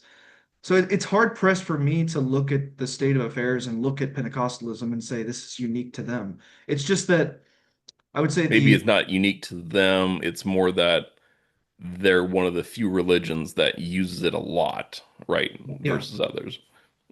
Yeah, the Is fact that it's this capturing of this human desire in a religious context right. amongst a group of people who are already predisposed to seek after God in some sense for whatever reason. That Yeah, that is just a very powerful combination. Yeah, sure. that's the way that I see it anyway. Well, yeah, we've already talked about your kind of journey. You mentioned a couple things in the first episode about your journey that were part of the story for leading you out of it. You mentioned that Bible study you taught to that young couple, the concerns they raised, the questions that they raised. And as I was looking at my notes here, I was reminded of the comment you made earlier in our conversation about that missionary who went to that one place and ended up being converted by themselves, converted by those people. It's kind of like that for you. You had these people you were Yeah. trying to teach. They asked you questions, they made points, and that actually started to get you thinking. And I wouldn't say that it was a big push. It was probably this straw that broke the camel's back, like I was already in the mindset to question and to try and I was on my way out. I had one foot out the door, and then that prompting to push down that direction was just kind of like in Mormonism, they have something called the bookshelf, where you have a doubt and like, oh, did Joseph Smith actually sleep with a 14-year-old girl, or did he just marry her on paper and this was all spiritual, And so they have a doubt. They put it on the bookshelf. And then some point someone questions, well, is polygamy actually good or bad? And was Joseph Smith racially motivated against this? And is the Book of Abraham actually translated from Egyptian papyrus, or was it completely made up on the spot? They have a doubt. They put it on the bookshelf. And so what happens is you keep putting books on the bookshelf, that bookshelf will eventually crack under the weight of those doubts.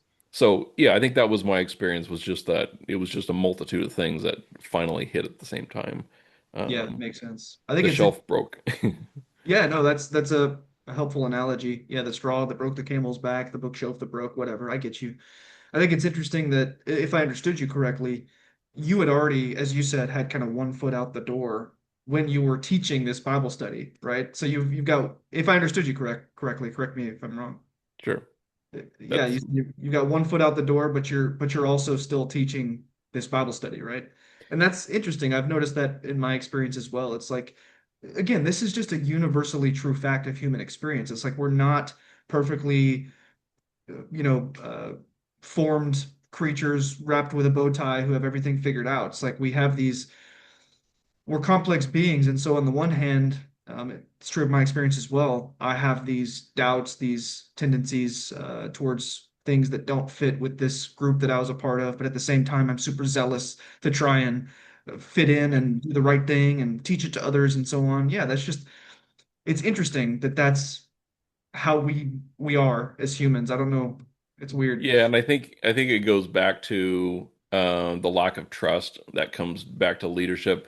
If you ever had this moment where you were publicly doubting, someone's going to tell the pastor, and they're going to just come down your neck, you know. So I think everyone is kind of wired to like, I have to pretend like I've got it all figured out. I have to pretend like I don't have doubts. And I remember when you were in the last stages of leaving, you know, like I was like, Trey's never gonna leave. Like he's constantly just this completely committed zealot, you know, and like that's the image that was presented, right? And you had all these doubts, but it does not register to most people because they're so well buried beneath everything else, and there's this. So yeah, it's a fascinating concept, you know, like are humans maybe it's to protect our social commitments. Like we don't want to show weakness, maybe that like we have to pretend to be strong. I I think don't know. it's also just like, I mean, speaking from my own experience, because, I lived through that period of time. There was just seriously, there's times where I am 100% zealous, committed, trying to do the right thing. I'm fully convinced that I need to be a part of this church. I need to, Yeah, comply. I need to evangelize, whatever.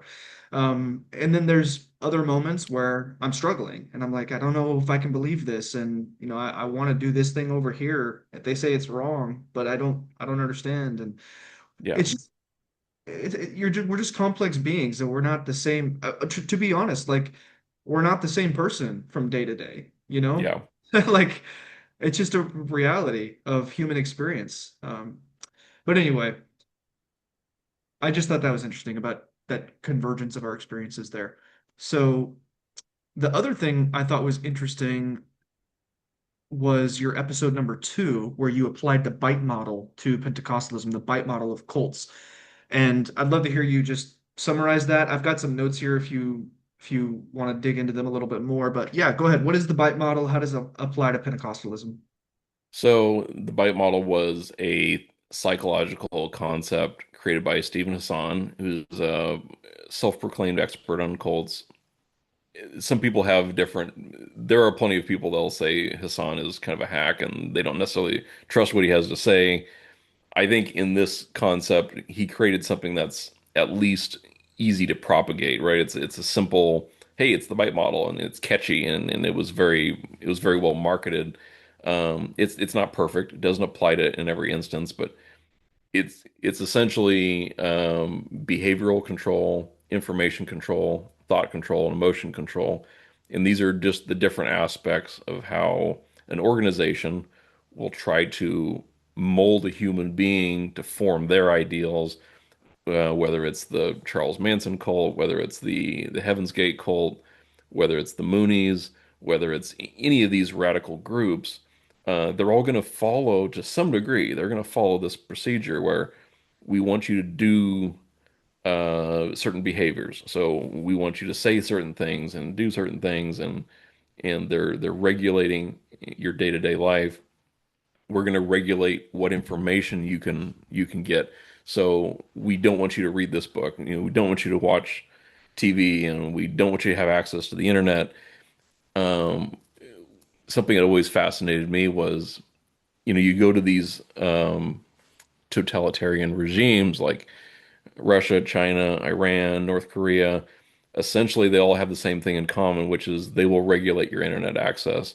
We don't want you to go to certain websites because we want you to hear what we want you to hear, and you're going to learn the version of history we want you to learn.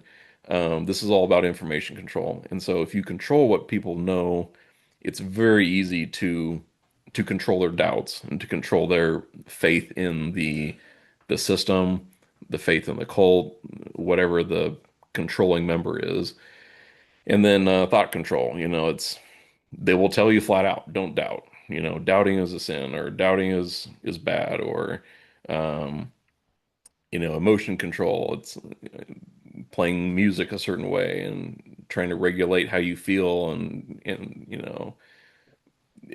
we heard in Pentecostal circles the whole concept of depression was just a spiritual attack, and it's like you just need to pray more, and mental illness is just something the psychologist dreamed up, it doesn't really exist. And all this stuff is designed under one perspective, which is follow all the check marks and become the robot that produces the results that we want. And this is what differentiates a cult from a normal organization, is really how much they're trying to change your personal life on a day-to-day basis, and versus how much respect they have for you to just make your own decisions and say, you know what, if you don't like it, no hard feelings, here's the door, well, and there's a lot more cordial relaxation when they're not trying to just run your life every second, every day. So I think the bite model was just a way to kind of conceptualize and condense these ideas so you didn't have like a 15-point plan. These are all the ways that a cult. The bite model was really just something that was easy to market, it was easy to share, and it was, something that was bite size. Yeah, no, I mean, for sure. And when I listened to your podcast, this was not the first time that I'd heard about the bite model. My dad has mentioned it before in his work. We've talked about it before. Of course, I'm sure you're also familiar with Berean Holiness, another organization from ex-UPCI, ex-Apostolic Yeah, Pentecostal folks. And they've mentioned it as well. Yeah, this whole business of kind of defining groups as cults, and speaking of uh, the church we came of in particular as a cult, has just never really sat well with me. I've just never really kind of gone along with it. I mean, one thing for me is when I look at this bite model, I can just immediately realize that so many other groups than our group, and they're just even just religious groups, like there's just so many organizations that would be classified as a cult under these definitions. I mean, take for sure. example the army. They Um, control your behavior, your thoughts, information, emotion. Take for example, as far as you talked about how these foreign governments, Russia, China, North Korea, will restrict internet access. Well, I mean, that happened here in America, for God's sake. Like there was attempts to restrict access to information here in America. Sure, So this, it just seems rather bland. It just doesn't seem to mean anything to me at that point. It's like if I can define basically any group that has any form of control over people as a cult, well, then really what you're doing is telling me that control is just necessarily evil. And it's like, well, okay, then now we need to have a philosophical conversation about whether that's true or not. Um, and I would say, coming from a Christian perspective, we would need to have a conversation about, or coming from, I should say, a biblical perspective, we would need to have a conversation about whether any of these things are in and of themselves necessarily wrong. See, the way that I look at things is there's spectrums, right? There's a spectrum of too much liberty and too much um, control. sure, But somewhere on that spectrum, depending on the context you're in, there's going to be more liberty, there's going to be more control. There's like no perfect sweet spot for every person and every group at all points in time in history. sure. So it just doesn't like the throwing around of the label cult doesn't have any effect on me. It's like just because someone says, "Oh, that group's a cult," is not going to be, "Oh, that's terrible. I should never be a part of it. I should never agree with anything they say." Do you know what I mean? And I think, yeah, we had that. There was a conversation in a Facebook comment, and we had similar back and forth. But um, I think it's a little bit of like weaponized language. Like the point is to cast an aspersion on that group and say, hey, look, you know what? Stay away from them because they're a cult. And it's about if it's justified. I think there's a legitimate way to use it. Um, like clearly, some groups are much more it's much more applicable to some groups. Like I would absolutely label, the Charles Manson's group as a cult, and I would say the Heaven's Gate cult deserves that title, right? Like there's definitely, and this is why people were critical of Stephen Hassan. They were like, there's a better way of defining it. There's a better Right. way of breaking it down. So is the bite model great and perfect? No, of course not. There's flaws with it. Um, I think it's more about just trying to like help people make the connection. Like, you know, there is a right way and a wrong way of controlling people. Like you said, there are some instances where in the military you need control because you need certain people to not know information, and some people need to know information. So there's need to know information, Right. and there's security clearances, and that's great. And at some point, we have to regulate behavior because we need people in the military to not be abusing alcohol, not be abusing drugs, because they're handling things that are very dangerous. And, so like clearly there is a need for certain aspects of control. Um, and I think it just goes down to here's a better way of defining it in my estimation. What is the intent of the organization? Are they intending to, and again, this is a loaded issue because an organization may have a good intent, but they're doing the wrong thing with it. Like, maybe Effect would be a better word. What is the effect of sure, because particular? yeah, so like Utah has one of the highest suicide rates out of anywhere else in the country. They have a high suicide rate because people are raised Mormon and they're told if you're gay, you're going to hell. And they can't change being gay. They want to be they want to not be gay, but they can't. So the church has effectively driven people to suicide because they can't live with themselves. So there's an effect where control with good intention has a bad effect. And Right. so this is where we have to, it's not cut and dry. There's a specific way we have to kind of define that, and it's not going to be this universal black and white application to everything. So, and it's even more granular than that. So you can have a Mormon church and one ward is completely abusive, like off the chain. They're doing stuff that's traumatizing teenagers and kids. Some of the Mormon churches did what was called, I don't know how familiar you are with this, but they had these interviews with the bishops, and you'd have a kid, 18, 19 years old, and they'd have a worthiness interview. The Hmm. interview was for the purpose of whether they were allowed to graduate to like this higher level in the church, and they could go to the temple and get this like ceremony, and they would get confirmed or whatever. Um, but you had to go through this interview, and this happened a lot in the 70s and 80s, and there was lawsuits over it. It was a whole massive ordeal, but they would ask very probing questions like, do you masturbate? How do you masturbate? And what are the methods that you use? Like they would just get into this graphics sex discussion when they're alone in a room with this teenager that is completely vulnerable in that situation. And some Mormon wards did that and some didn't. And so it was Right. a Because you get it different was, people in different places, and now you're yeah, the psychology of individuals who are in charge, and it's yeah. complex. So you can have an organization that on paper fits the criteria of a cult, but some are worse than others at the local level, just as it is with Pentecostalism. Like you can have a Pentecostal church where they don't care if you go to the movies. They don't care if you want to maybe wear short sleeve shirts and go to go Right. dancing, like Well, they're now going the to let you live your life.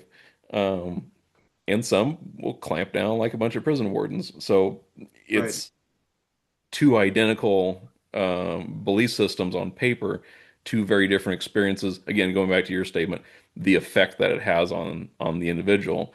So, you know, it's really tough to create policy, right? So we're trying to say like, you know, should be make Pentecostal churches illegal? Well, that's extreme because we can't say that they're all bad. We have to look at it on an individual basis. But when right, you're determining, you're making these statements, and this is what I ran into quite a bit with the comments on my content. a lot of people would just say, well, my church didn't do that, and I didn't experience that growing up, and everyone just loved me, and no one had any, and it's like, okay, well, you had a different experience. That doesn't negate the things that happened to me. Right. Um, but it's very, very common. It happens a lot in other X communities where it's like people come in there and they're trying to make excuses for the organization, whether it's Southern Baptist or whether it's some other group, and it's like people find it hard. People seem to be struggling to sympathize with people that left an organization that they have strong feelings in favor of. Correct. And it goes back to that identity thing. Like when they're Yep. really attached to it, saying an organization hurt you, it's hurting their identity because they're like, Right. well, I didn't have those Okay. problems. Yeah, but It's a really difficult subject to get into. and Yeah, again, this is going to be a recurring theme in my interactions with these kinds of criticisms of Pentecostalism. Is again, this is just not unique to people in Pentecostalism, people in yeah, religion. This is just a human tendency. Like people do this with politics. People do this with their favorite baseball teams, their favorite football teams. Like that is, it's just yeah, humans are like this for some reason. There's common pathologies whenever you associate your identity with um, a certain identifiable set of beliefs or some organization or what have you. But yeah, yeah, in hindsight, I would say personally that this is the way that I cash it out. There were definitely some cultish tendencies, right? sure, In ALPC and in the movement at large, cultish tendencies. When I like to me, I just don't see the value in using the term cult. Well, so first of all, just lexically, cult is it just used to mean essentially a form of worship. That's what sure. it meant. It just meant essentially a religion. Yeah, Um, and it's also related to the word culture. yeah, So, every culture in some sense is a cult. yeah, Um, exactly. So I just don't really find a lot of value in the term personally, but I get where people are going, to me, it's about the issues. It's about like, is this wrong? And should we be doing this or that? And why shouldn't we? And of course, I'm coming at this more from an approach of a biblical perspective. But that's just my experience, my perspective. Yeah. So, episode three, the fallacy of tongues. We talked about this a little bit earlier. Um, I'm curious. I don't know if you touched on it yet, but I'd be very curious to hear your reflections on your experience with tongues growing up and kind of how you reflect on it now. Yeah, going back to the very first time that I spoke in tongues, I still remember it. We were in the old sanctuary. This was, let's see, I think I was 11, so 94, 95, somewhere in that range. Um, Essentially what happened was I don't know if you remember the Stewart family. They Yes. pastor down in Medford area now, but essentially they were there preaching a revival, and at some point, everyone's all hyped up. We're right around the altar, and again, people are grabbing you and they're shaking you, and this is happening. And yeah, I'm 11 years old. I understand conceptually that like people are expecting this of me, and I just need to make them happy, and I don't understand that exactly how this works, like I just understand that like I just need to make this sound. And so yeah, I remember like I'm shaking and I'm gibbering and I'm in that state where you're disassociating. There's so much sensory input, there's so much noise, and there's all these hands everywhere, and I think it was Clint Hahn, or maybe it was Kramer. It might have been Mike. What was his first name? I don't know if you knew the Kramers. They were I probably don't think before I your did. time. Oh, yeah. They were a really neat family because there was a mom, dad. They had two boys and a girl. Hannah Kramer was like my crush at like a young age, like preteens. Um, and essentially, we're still friends today. She's living down in California, and like again, Facebook, Instagram, whatever. But um, so funny story. First grade, I was the only boy, and there were four girls, and so it was Hannah L- Kramer. uh, LCA, right? Yeah, yeah, yeah. Life Christian Academy? Okay. So it was Megan, Roberta, Rebecca, and Hannah were the four of them. So it was kind of an interesting, just dynamic. But so essentially, I think it was her dad. So it was the Kramer father that was kind of right there in my face, and all that. And so I'm talking and I'm talking, I'm talking, and I just kind of kept doing something with my tongue until I got a rhythm down, Mm. and everyone's all like, hey, everyone's kind of losing their minds. So altar call's over. I go back and I sit down with my family again. We were kind of over on the left side. We just had those old black chairs that were like, the just cheap whatever. And and I remember like the pastor got up and like, Isaac break through the Holy Ghost tonight and all that, and everyone's all yay, they're clapping and they're having a good time, and I'm just kind of like, I don't feel any different, I don't. It wasn't like this massive experience. I just knew I was trying to do what everyone else was doing. And then Clint Hahn came over. He sat in front, the front row of our chairs, and then he was like, let's pray together, and we want you to pray in tongues again. And he was kind of like confirming it. So then I was trying to speak in tongues again, and I remember him like leaning in and listening and like trying to see if it was Terrifying. verifying it. Yeah. So after like that experience, nobody cared anymore. Like they were just like, okay, he's prayed through, now he's good. And at that point, with the rest of my life, it's just a concept of like you stay in the front, you move in with everyone else, you just you gibber and jabber a little bit, and people leave you alone. They don't care. So, Um, so it sounds like you're saying, and correct me if I'm wrong, that your speaking in tongues that first time and ever since then was like you intended to do it and it didn't seem real to you. yeah, it definitely wasn't supernatural. Like I never thought of it as the spirit coming in and messing with your face and making you speak. It was always like I'm initiating the process, and then different people I think rationalize it differently. So some people say, well, you start talking and then the spirit just kind of manipulates your tongue and makes you sound a certain way. And it's like, well, that's kind of a weird way to define it. And other people It must say, have seemed that way to you. yeah. I think that's the way I mentally justified it, was really that maybe I don't understand how it's working or what I'm saying, but like it makes sense somewhere else, and just kind of kick the can down the road for 20 freaking years. Um, but yeah, I definitely noticed like the whole point is you're supposed to have this refreshing where it takes away your sinful nature and does all that. But I noticed in myself, I was like, I'm not any different. Right. And I'm still the same person I've always been. And like, one thing I really noticed was we'd have a blowout, evangelist came in and preached a big message, and everyone's up there bawling and crying. And, Caleb Adams came and taught the message on hell, and everyone prayed through, because it was, and he gave this really detailed explanation of how the flame burns through your skin, then the muscle, then the bone, and then you don't feel the pain at first because your nerves don't register. It's too hot. And Modern Dante. yeah, yeah, exactly.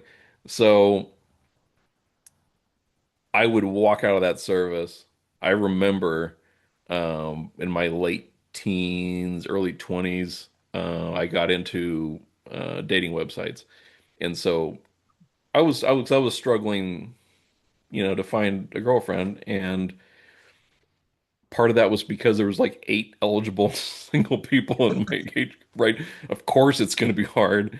Um, and it's awkward because like it's people you've known your entire life and you just want to like get into a romantic relationship with them. Well, it's not that simple. So I was like, I had this mentality. I said, I want to test it. Is it me screwing things up? Is the reason why I can't get dates? Or is it because my environment where I'm at.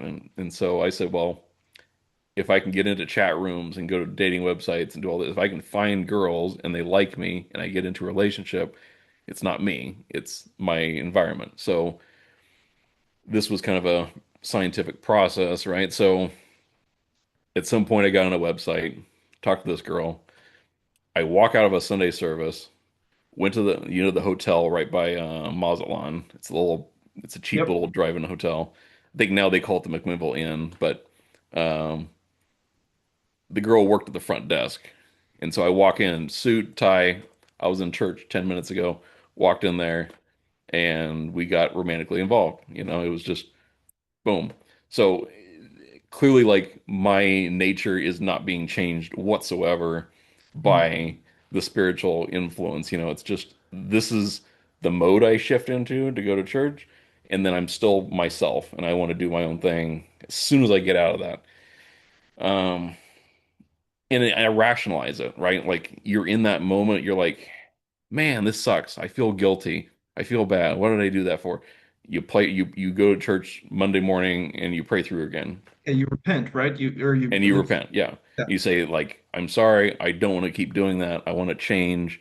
God, take that away from me. Make me different. Help me to be better next time. And you do that week in, week out, week in. I'm gonna go work my job or whatever. The weekends I drive to Salem, pull into the cinema and watch a movie. Had a great time. Sunday morning I walk in, I feel guilty. And this just went on over and over for a month. I went to strip clubs when I was in my late 20s. I went through a phase where I was like, I really like girls, like I should just Surprise. I'm gonna pop into this club and like I throw 20 bucks at her and she'll climb on my lap and like and grind around. Like this is fantastic. I probably blew a couple $1,000 when it just going to strip clubs because I was addicted to it. And eventually I was like, you know, I will never financially recover from this if I keep this up on a regular basis. Like I just quit cold turkey, not Yeah. because I not because of like religious influences, but because I couldn't afford it. So Your rational um mind kicked in. It reminds me of yeah. I was just watching a show yesterday called The Mentalist. Have you seen that? With I think Simon. I've seen some of it. I don't, it's been a while, but Well, there's this episode where they're talking about this guy who had hired prostitutes, and one of the characters was like, "Isn't that weird to to like pay for sex?" And the other character goes, "No, it's not weird. It's expensive." yeah, and it goes back to this is a universal human experience, right? Like people have been hiring prostitutes since civilization existed, so to try and religion tries to control sex and tries to make people feel guilty for it. I mean, obviously we both came from that environment where it was like don't even talk to a girl, don't even make friends with a girl until you're like 20 years old. Well, you have lost half your life in terms of the good natural way you're supposed to develop relationships, which is you need to be talking to girls, having like this normal relationship in your teens, in your like preteens, and they would just like segregate everyone immediately. And so I think that just created this really unhealthy dynamic where I felt uncomfortable even talking to women. And it took those years of like just having relationships with girls in the world to get a normal approach where I felt like, and then I actually got a relationship with a girl in the church because I had practice with girls in the world. As ironic as that is. Yeah, yeah. Um, Well, I can yeah, so definitely like relate. they just messed us up. There's so many ways, and definitely sexuality is one of them. The details there are too many to get into right now, but Sure. I can definitely resonate with that experience of struggling with sin, whether biblically speaking it was actually sin or it was just like the standard of the church Yeah. we were going to, like with movies, for example. I definitely resonate with that. Like Sunday, m most of the time at least from my experience, wanting to be obedient and do what's right, but still struggling with these desires for other things. Yeah. And then this cycle of repenting and trying to do better, but failing again. And Yeah. Yeah, it's just a cycle. Relating it from me back to the issue of tongues, in my psyche, in my mind, it was very related because when I was 12, is when I got the Holy Ghost, right? As Wesley Jackson came by and was preaching a revival, and he did this like march around Jericho thing where you're supposed to Yeah. like walk the aisles like you're marching around the walls of Jericho, and you come through this like row of preacher elders who are like gonna put their hands on you type thing. And Yeah. so I just remember that night was supposedly the night that I received the Holy Ghost, but it was very similar to what you described, which is I don't know. Yeah, my I did the ooh thing a little bit, but I'm not sure that I'd spoken tongues per se. And Yeah. my life certainly didn't seem to change in terms of me being righteous now and, being more power, having more power with regard to my ability to keep myself from what I thought was sin. Yeah. Um, and it was a struggle. I remember being very torn by the fact that I couldn't seem to have a real experience of speaking in tongues. Yeah. And that, of course, I had this guilt because I was doing things that I knew to be sin. And I remember my aunt, Aunt Sarah, right? She I expressed this to her for some reason. I can't remember this doubt that I had that I had ever really spoken in tongues. And she was like, "Hey, we know that you have. You just need to do it again," type thing. There wasn't even a doubt in her mind that I had, even Right. though there was a doubt that in my mind that I had. She's like, "No, you absolutely have spoken in tongues. You just need to do it again," type thing. And I remember many, many times in prayer, this gets back to what I said earlier in the conversation about there being, in my experience, seems to me like there was some genuine contact with the divine. I felt like I would get to this point that was real, but I could never break through to the speaking Yeah. in tongues part. Um, that's just my personal experience. Sure. But I thought some things you got into in the episode were interesting, theologically speaking. Now, I'm not necessarily wanting to get into a biblical exegesis debate with you about what's true in First Corinthians 12 through 14, but I did note that you did kind of step into those waters, right? In that episode, I don't know if at that time, I think if I remember correctly, you opened the episode by saying, "Well, let's just assume for a second that." The things that the Bible has to say are true. And then you essentially went on to say, well, so look what the Bible says, and it's not what these people say, right? That was Sure. essentially your dialectic. There were a couple points though that I thought didn't quite land from my perspective. The one was it seems like you had kind of bought into the idea that the only use of tongues in the Bible is some kind of orderly thing within the context of a communal gathering. Did I capture that correctly? I think that was predominantly because of the statement in First Corinthians 14 where Paul is saying that the service needs to be in order and Yeah. things need to be done to edify the body, but also in Acts 2, the experience of tongues was done within the context of a church service. Yep. Um, there might be a few isolated cases where that wasn't the case in Scripture. I think it's more, again, when I'm trying to address Pentecostals that have a completely opposite view of it, it's really like this is the predominant view in Scripture. And yes, in some cases there might have been instances where someone spoke in tongues and it wasn't in a church service, it wasn't in an orderly fashion necessarily. Um, but I think the intent of Scripture is pretty clear that this is the way it's meant to be, and blah blah blah. So again, I'm not trying to be super scholarly on how I come off with that. I'm more just saying, look, you guys are wrong, and there's good reasons for it, and I can prove it. Here's the list of why, and I'm not trying to be exhaustive in like every instance of how the Bible uses it, Yeah. because I probably don't know entirely. I'm not an expert on it.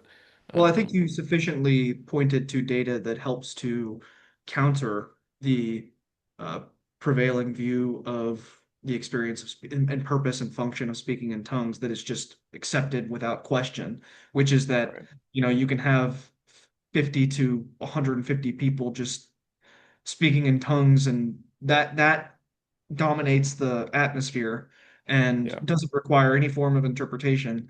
I think that you sufficiently pointed out that in 1 Corinthians 14, Paul's pretty clear that if tongues are going to happen in the context, if you're going to if you're going to broadcast tongues in the context of a communal gathering, there needs to be an interpretation for that, and that should only happen about 3 times, is what he Right. says.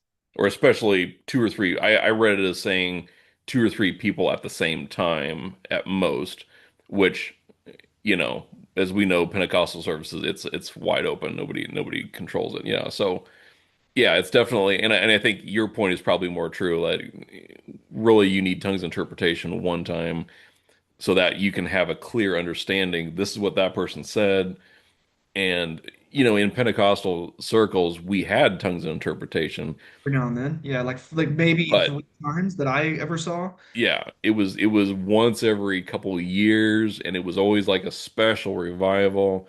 What was interesting is tongues and interpretations that I remember, it was always the vaguest shit possible. Like, Totally. I'm coming soon, and you need to do such and such, evangelize to the world. Like, okay, none of this is new information. Like, tell me the lottery numbers for tomorrow, and then I'll believe you, But it was just kind of like, we're not getting this clear message that's new information. This is just they're making it up as they go along, and yeah, I I don't understand the narcissism that it takes to try and make this proclamation of tongues and then someone else to like, oh, I'm gonna be the one to interpret. I'm gonna be the one, and then they're like, I, yeah, I'm kind of surprised there hasn't been an issue of like someone speaking in tongues, someone tries to interpret, and then someone else is trying to interpret at the same time because no one's playing that in advance. They haven't, So like,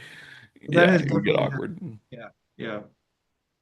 Yeah. I think one point I would want to make just in terms of, because what can often happen is if you come out of and start criticizing something, um, it's really easy to kind of default to, I'm just going to say it, like the worst forms of arguing against it. And there's something that I really appreciated about when you started your podcast.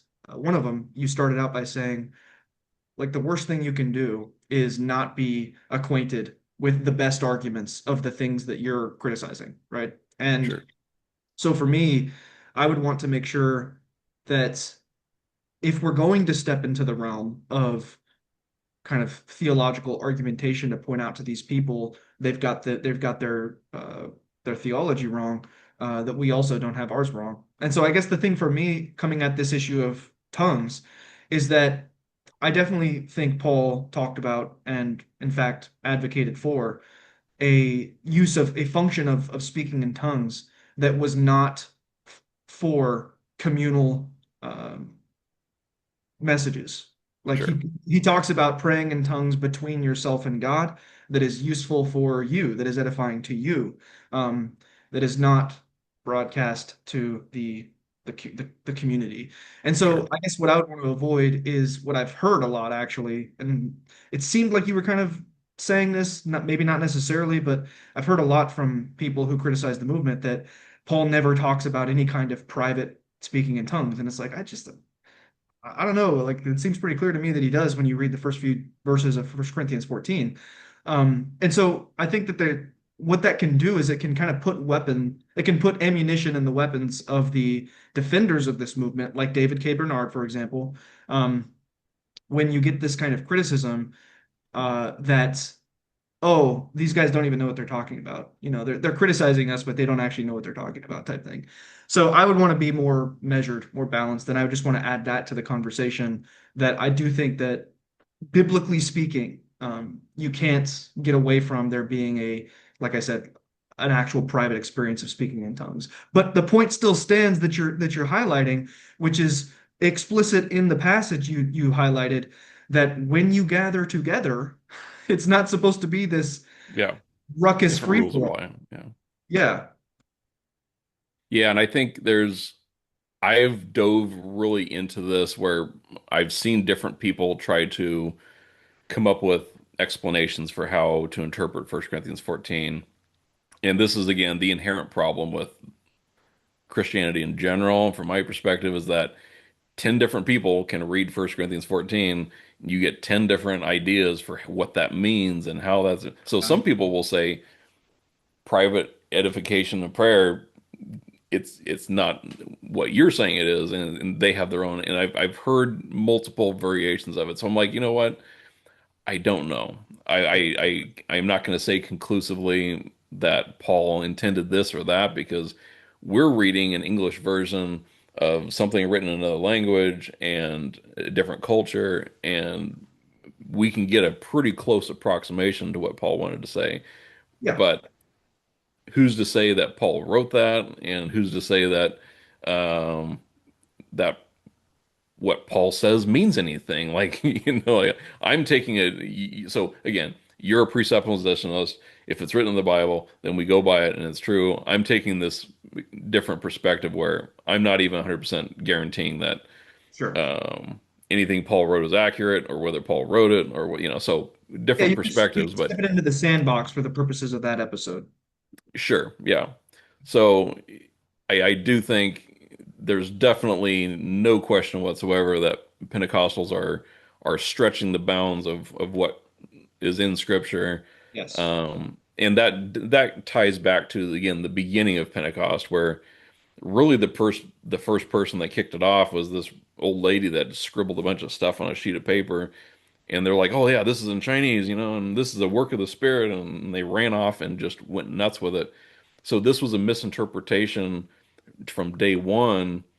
And imagine if someone had just checked that a little bit and they're like, hold on, let's examine this a little carefully and they diffuse that group. We might be in a totally different world today, except for this accident of this like just one group that got out of hand. And Something we haven't even talked about yet, which we don't necessarily need to go down the rabbit hole too far, but it's interesting to me that our group was a subgroup of Pentecostalism that had a very niche view of the function and purpose of speaking in tongues, which is not reflected by the majority of Pentecostalism, right? Namely, that hmm, speaking in tongues for us growing up was the sign, the seal that you had received the Holy Spirit. And in yeah, fact, if you hadn't spoken in tongues, you had not received the Holy Spirit. right, So therefore, you were not and likely could not be saved, which is not the view of the majority of broadly speaking Pentecostalism. That is yeah, our particular subset within Pentecostalism's particular view. yeah, exactly. It's definitely like it was just the worst possible combination because I remember um like Josh Bacon when he was trying to get the Holy Ghost, man, that poor guy just could not make himself do it. So I don't know if you were there, but there was a point where we had some revival. Like Josh had been praying for the Holy Ghost for 3 years at that point. Like it would just been going on. And they like, you know what? Some guy preached a message and they said something about 1,000 hallelujahs. And it was some magical number that miracles happen if you could say 1,000 hallelujahs. I mean, it was some stupid bullshit. And we dragged, we had this altar call. They dragged Josh to the old sanctuary and they made him say 1,000 hallelujahs. So there was like 20 of us.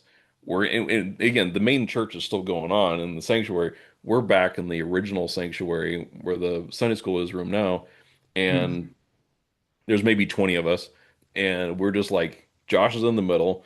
We're all surrounding him, and everyone's like hallelujah, hallelujah, hallelujah, and someone's keeping count. I don't know, a couple of people are trying to count, and like and we're just like if he says 1,000, man, he's gonna speak in tongues. Like how's it? Well, guess what? He didn't. You know? Oh, okay. I thought it was going to go differently, honestly. I just for some reason I Nope. thought it was yeah, okay. Nope. He did. We did 1,000, and then we did a couple more just to make sure, and he's not doing it. So we're just like there was just complete dejection, and everyone just kind of broke up and went their own way. And you know, that was a that was a little bit of an ice pick to your faith, when just you see no result out of that. Um, but humans have the ability to compartmentalize and kind of just lock away those doubts, and so we just Yeah. kind of we kept going. And at some point, I don't know, at some point someone decided Josh had spoken through and he'd gotten the Holy Ghost, but You got I think grandfathered in. yeah, it might have been. I think it was just some people have the ability to fake it and they pretend like they did it for real. And some people legitimately, like I think in your case, they legitimately want to have a real experience where their tongue just starts moving on its own and God's using them to speak and they're waiting for that supernatural event to happen and it never does. Um, and so some people are just like, let's just make it happen, and then they justify it to themselves. And then some people are so dogmatic that they can't do it. Well, to be clear, of my experience, I might not have said this yet, but there were definitely times where I I was doing it. I Sure, was doing something that I understood at the time to be speaking in tongues. But and there may have been points where I was like, oh yeah, that really is speaking in tongues. But over the primary sense that I had over time was just that it had never been some kind of genuine spiritual experience, and I desperately wanted it to be that, like some kind of undeniable, I'm not doing this. sure. It's happening to me. God's doing this. And I never got that. Right. Yeah. Yeah, I think a lot of people are in the same boat, but they can't be honest about that because they're under so much pressure from their peers. And it's like, and I think that's probably one of the most harmful aspects of the religion is that it really prevents this honest communication where people are willing to say, yeah, this is how this has been my experience with the Holy Ghost or whatever. And people just are not allowed to express doubt. They're not allowed to express any misgivings. It's just you just pretend and keep going along, and so that's how we end up in situations where the Ben Fackler family entirely packed up and left, and the McCune family packed up and left, and blew me away completely. Like, who's next? The Wootens, I like. know. I was like, what? But I think it's because these doubts were just compressed down for so long and they gave no sign of it. And then when the right conditions were in place, like, okay, you know what, we're it. And what's amazing to me is like very often it's fragments. So like, so Ralph leaves, but Jolene stays in. Jolene stays in for a couple of years, and eventually something clicks and she leaves, and like and you're still in and then you leave and so families left in little drips and drabbles. And in other cases, the entire family somehow were on the same page from day one and they all just go in the same time. It's like it's really interesting to me like how that dynamic works. My But guess is that there were a lot of conversations behind doors uh, yeah, within those families that left as a whole. That and maybe that's a more healthy family. It's a sign of a healthy family yeah, that they're on the same page and they're synchronized. And some other families, man, they're just like, you do your own thing and you're going to do your thing. And it was this case with my girlfriend and her daughter where so Emily left and she was experiencing a lot of feelings of being lesbian. And so there was a lot of pressure. Like she constantly felt guilty about it. She almost committed suicide at least once. And directly because of LCA and the way they treated people that thought differently, they came down on her for spending time in the library. And then, like, she's autistic. Libraries are quiet. She likes to read books. This was her happy place. And they're like, you don't need to be in the library all the time because you're reading comic books and it's giving you bad thoughts and all this stuff. So Emily leaves at like I think 16 or 17, spent another year at the high school, graduated there. Um, kind of created a lot of disturbances within their own family, but then her mom at the same, Christy was at the same time was also doubting, but wasn't expressing the doubts necessarily. But for her, the straw that broke the camel's back was Matt got up and he was talking about a visitor that was sitting in the back. and the guy had like a ponytail, and at some point halfway through the service, he just got up and left, and he wasn't interested in staying. And Matt was just like, "Yeah, we don't need people like you around. Like, get out or something like that." Like, made some comment like, "We don't like new people just showing up, and they got their fancy ponytail," and just basically insulted the guy to his back after he was gone. And she's like, "These aren't cool people," Like that was the moment where it was like, "I'm done. I'm out." And so she left. Um, and it was kind of around. I think I had left earlier. The timing was really close. Like we were only a couple months apart, I think, in our departures. Um, so yeah, at some point, again, it's really about how families get broken up because people arrive at this conclusion at different times, Right, right. and at the same, it points to the strength of the family, whether they stay together afterwards, whether they go different directions. And like I think of my cousin. I don't know if you ever met Amanda. I did when I was like 6. Yeah, really young. It was a long time ago. She had a rough go of it. I mean, her entire family again shunned her. She ended up living in Portland for a while, ended up living in Atlanta after that, just trying to survive as a single person with cut off from all support. It was not fun at all. And so I think a couple of years ago, I still had her dad's phone number, and I sent her dad's phone number, and she got in touch with him. And yeah, he just wanted nothing to do with her. Just didn't even make an attempt to like reconnect or try to offer support, because she's still struggling where she is now.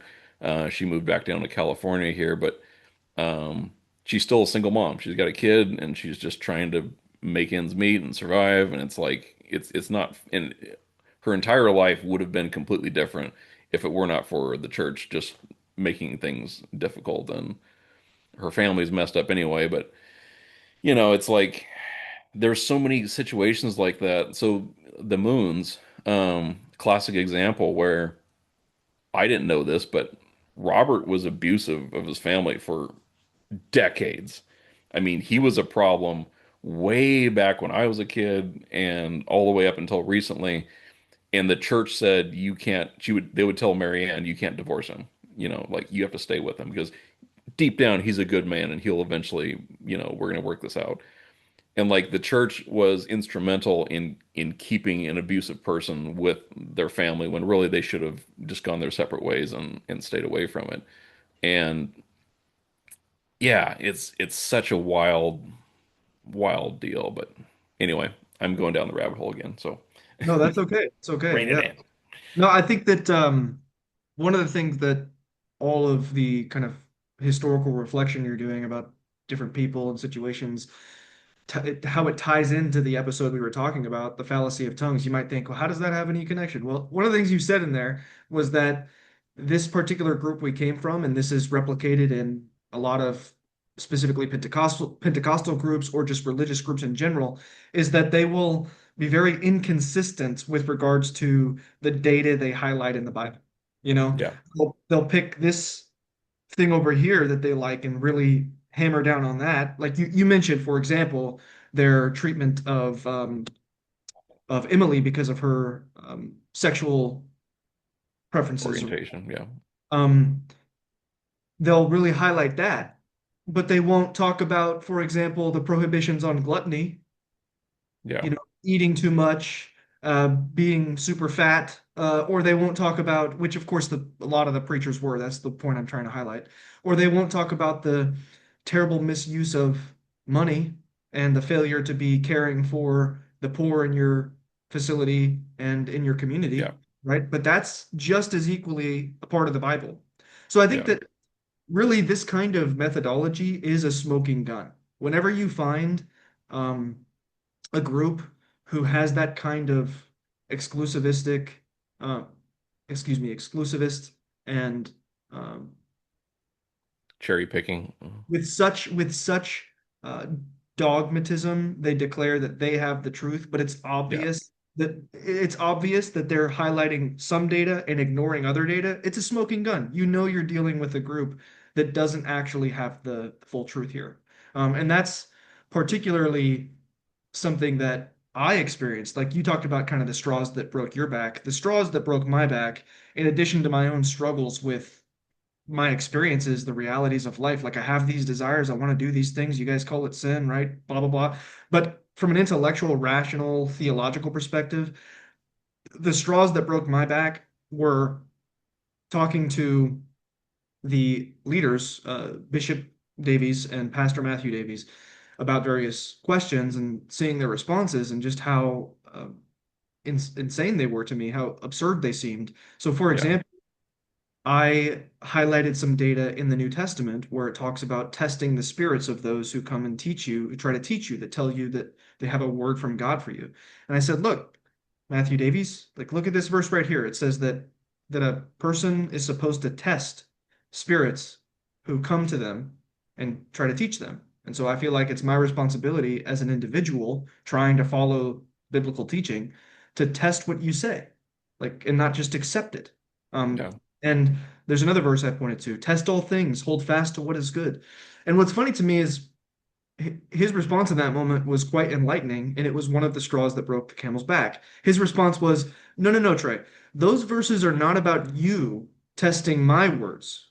They're about me as the leader testing your words. right. It was just in that moment I was like, okay, like clearly you don't actually have a consistent understanding of the biblical story. And you don't actually know how to interpret this book that you claim is the foundation of the authority that you have. Yeah, That was a very clear moment for me. So they do this with a lot of doctrines, but specifically, of course, the one about speaking in tongues. I do want to progress. I was planning on maybe talking a little bit about cessationism because you brought that up in the podcast, but I think I'll just pass over that. There are a couple other interesting episodes to me. The one that seems good to get into now would be episode 6, Common Arguments Used by Pentecostal Apologists. So okay.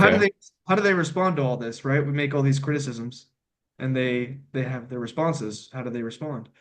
Well, one of them is you said that you just want to sin, right? That's the response. They say, "Oh, Yeah, you left. Yeah, you left, but you just want to sin." And the and that's why you left, not because you have any good reasons to leave. right. So I think this is a really common. I've heard this from people that left every other religion on the planet. It's really not unique to Pentecostals at all, but it's also extremely common. Like I go through my YouTube comments, it's every fifth or sixth comment is like, "Oh, no, you just hate God and you just want to." And I think there's a couple of reasons for it. One is it's a way really for them to feel safe about their own beliefs, to disparage and say this person doesn't have any good reasons is going to make them feel better about staying in the faith and remaining in that organization because you're basically just downplaying everything that that person has said. But also, what's really, it's silly because I'm explaining in great detail the objections that I have to the theology, but it doesn't matter because I just want to sin. Like you're basically taking every single problem and you wad it up into a ball and say this is actually the reason, even though you don't know it. And yeah, it's a very intellectually lazy argument. Um, and I think it goes back to that comment I made at the very, very beginning about IQ and all that. So some people don't want to think about objections to their faith, and they will make every effort to resist anything that casts doubt on their beliefs because it's uncomfortable, and so they'll run into that the cognitive dissonance, and it hurts, like to have to challenge both their faith and the objections. So we have to hurry up and just end the conversation immediately, and so. There's actually a term that got coined recently, the thought cessating, phrase. So really, what or the correct term is thought terminating cliche. So it's commonly used in a lot of different religious debates because it'll be like, um, well, God works in mysterious ways. We'll just have to wait until eternity to find out. I'm sure you've heard that a million times. Well, that is a thought terminating cliche. We're trying to end the conversation and prevent that person from actually pursuing this doubt that's starting to creep into their brain. So you just want to sin is in the same line of reasoning. It's Got just it. a simple, cheap little cliche that's they're trying to use as an ammunition to get out of the argument, essentially. But yeah, Yeah, I agree with you that that's part of what's happening. I think from my experience coming at it from someone who still would would hold to or at least I'm striving to hold to a biblical worldview, I come at it a little bit of a different angle and reflection on my own personal experience because I can say from my perspective that my um, my leaving was not just this pure, perfect intellectually thought out. I had all the right answers and was criticizing them perfectly, and yeah, that's you know what I mean? Like I can yeah, look and I can say, oh, there was definitely some what I would consider to be sin going on. sure, So and that's again defining sin biblically from my perspective, not just they said it was sin. Like right. from my perspective, I did sin in various ways in that episode of departing from the movement and in the Yeah. time period afterward. And I would But it also just, wasn't a catalyst. That wasn't the driving factor. It was just, it yeah, I was wouldn't say so. existing. I wouldn't say that it was that that my sin in that time was the driving factor. I'm sure that, some of that persuasion could watch this and hear me say what I just said and be like, well, there you go. See, Yeah, it is the sin, right? And all of your intellectualization and your rationalization was just a smokescreen to cover the sin that you wanted to do. And it's like I yeah, get the argument. And here's another thing I'll point out in to be fair, is that this idea of people leaving because of loving sin, loving the world. It's not they didn't make this up. Like this idea can be found in the Bible. Like it talks about, for example, Demas who has forsaken me because he loved the present world, like in First yeah, Timothy 2:15, or love not the world or the things that are in the world, for the things that are in the world are not of the Father type thing, right? So sure. this idea can be rooted in the biblical worldview. Again, it just, from my perspective, it comes down to defining sin uh, biblically versus the way that you just want to define it because your pastor says that wearing a beard is a sin. Sure. Um, I don't know. Those are just some raw, real, true reflections of mine. Yeah, I totally get what you're saying. Yeah.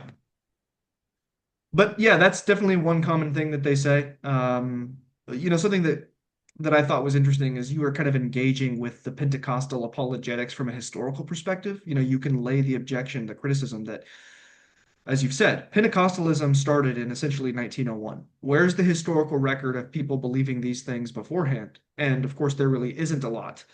You've got people like David K. Bernard and others like him who will write books that are essentially intending to highlight some historical data to ground their beliefs somewhere in someone before that, and with varying degrees of success depending on the point that they're trying to make. But Yeah, one way of responding to you when you make that kind of objection is to say, well, we don't have any records because the records were burned. And you pointed this out as a way of responding. What are your thoughts on that? yeah. I think it goes back to the thought terminating cliche. We want to find whatever wild conspiracy theory they can come up with to justify the statement. Like, yeah, when people say the Catholic Church has some vault somewhere and they've got the real historical record of the Pentecostal movement, and I think it was Felicia that said something along those lines, like the truth is there in some library and this and that and the other thing. And it's like, okay, well, how do you know that? I think that's the real question I came back with is if you think if you really think that the Catholic Church has hidden the truth and they've hidden this historical record, how did you find out about this? Tell me.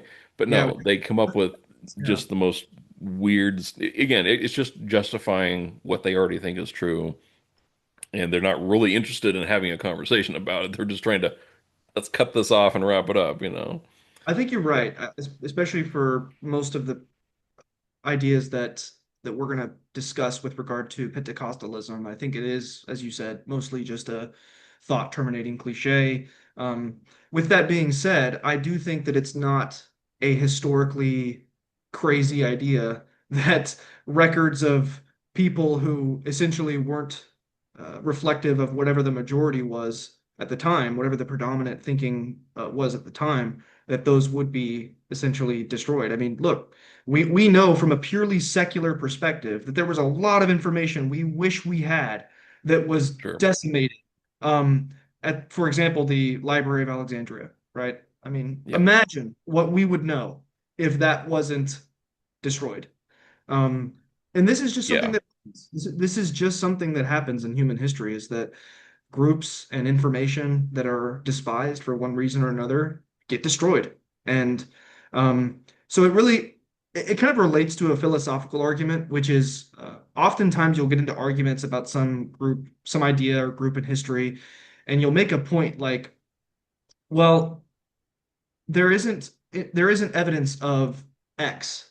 And they'll say, well, that's an argument from silence, yeah, right? That's an argument from silence.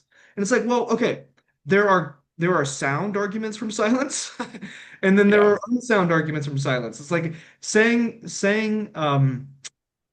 that it's related to this idea of losing information historically and thinking that that is significant is related to this issue of arguing from silence. And my point is just to say that yeah, there are legitimate ways of constructing an argument on the basis of destruction of information and opposition to people. And then yeah. there are illegitimate ways. And in summary, again, I would just say that I don't think you can make a very legitimate argument for the specifically Pentecostal historical claims on that basis. And I think the main reason that I raised that objection in the first place was really, they're making the claim that our religion is the only true religion and it's the only one that's ever been completely accurate and we have the best way to interpret scripture. I'm like, okay, if that's true, why don't we have like thousands of people all over different parts of the world that maintain this religion? We can't find any mention of it except these little isolated groups that were really labeled heretics by everybody else at the time. So, yeah, I was pushing the idea that if we can't find any evidence of this, was everybody else going to hell? Like everybody else besides your group, because that would be completely absurd, right? Like that's yeah. And so I was just making the point, like you're saying they started in Jerusalem and they spread out from there. Did they all just vanish overnight? Like they disappeared completely as soon as we started writing the history book. So I was just pointing out the inconsistency in how this is reflected in history, and it was like, yeah, you guys just magically popped up from nowhere in 1900, and then all of a sudden they took off and spread everywhere. Well, that could have happened in 1200. That could have happened in 880. That could have happened any other point in history. Why was it now? Exactly. And conveniently, it's also the same time period we had a lot of other religions just pop up out of nowhere. And it's like, it was just that time period. A lot of weird shit happened around the end of the 1800s. And it was like, so yeah, Really, to it's, me, your your criticism strikes me as a challenge and an invitation. It's like, from my perspective, hey, if you want to provide a plausible historical reconstruction that makes sense of yeah, like how I'd love things, to hear it. I'll read it. I'll listen to it. And Yeah, I've read the best that I think exists on this topic to date that I'm aware of, which is David K. Bernard's History of the Christian Church in 4 volumes. Um, but there's just holes in it. Like it just doesn't really land in some particular points. There's a lot of kind of begging the question and some questionable handling of the evidence. yeah, But I think that the point is people who make this response to criticisms and objections, oh, we lost the information. Well, you can't just throw that out there and expect it to land. You need to give a plausible argument as we would expect the information to have been lost. And here's Yeah. why. Right? Yeah, exactly. I think there's a lot of people when I get into discussions of religion, because I argue with people about religion on a weekly basis at least. Like my week is not complete unless I picked a fight with somebody, and I don't care what denomination they're part of. Like I'll pick on the Mormons. They actually just this morning. Um, I don't even know how it happened. I got a notification that there was a Mormon Facebook group that accepted me and gave me permission to post, and What? it's 19,000 people, I and it's the regret entire that. like church. So, man, first thing in the morning, I'm like, okay, here's a graph showing the decline in membership, and then here's the objections in the CES letter to the Book of Abraham, and da da da da. And I'm just having a blast, like I can't wait to see the mental gymnastics they're going to come up with, but um, I see this, really consistent problem with all these people that I argue with across all different religions, and that is half of them don't understand logical fallacies. They really have no clue when you say that's an ad hominem or that's a ad hoc organization. It doesn't mean anything. They don't care. So you're struggling to even create a level playing field to begin with to say, hey, look, there's a correct way to place an argument and there's an incorrect way to build an argument. And so you have to, and some people are like, I don't care. You're ugly. I'm right. Bye bye. And you have to kind of identify really early on that, like, I'm never going to have a rational conversation with this person ever. Block, start over with somebody else, and like and it goes back to the intellectual side of it. Either they refuse to learn or they're unable to learn. And if Yeah. either is true, the argument is done. You cannot move forward. It's like having a conversation with a flat earther or a young earth creationist. There's nothing you're going to say that will convince them because they have accepted the conclusion and there is no possible way they could be wrong. Because if they're wrong, it questions the validity of everything they've ever learned, and that's too scary. And that's what I run into every single week. It's just like, Yeah. yeah, Well, and that's part of the reason why I want to do this particular form of podcast channel is to just have as many people as possible get on and have conversations, open, long form, about our experiences to encourage what you discussed in the last episode that I had time to get to, which was episode 7 about introspection. And you talked about how, there's really um, a clamping down of a discouragement of any kind of genuine, sincere, open, honest reflection and yeah, introspection about our experiences, our ideas, what we're going through, that kind of thing. And it really leads to, like you said a moment ago, and you said it in the podcast as well, a refusal to consider the falsity of current beliefs. And then the yeah, subsequent tendency to view those who disagree with those beliefs as just necessarily wrong and evil. And yeah, so if nothing else, I think that what you've tried to do and what with your podcast, your YouTube channel, which you're currently still doing, and your engagements with other people, and what I would like to do as well, in addition, of course, to wanting people to believe what we believe is true, we're at least trying to get people to take the first step towards any form of truth, which yeah, is have the courage and the honesty to actually think through what you believe yeah, um and process your experience and um seek to improve your mind and your being as much as you can. So please yeah. go ahead.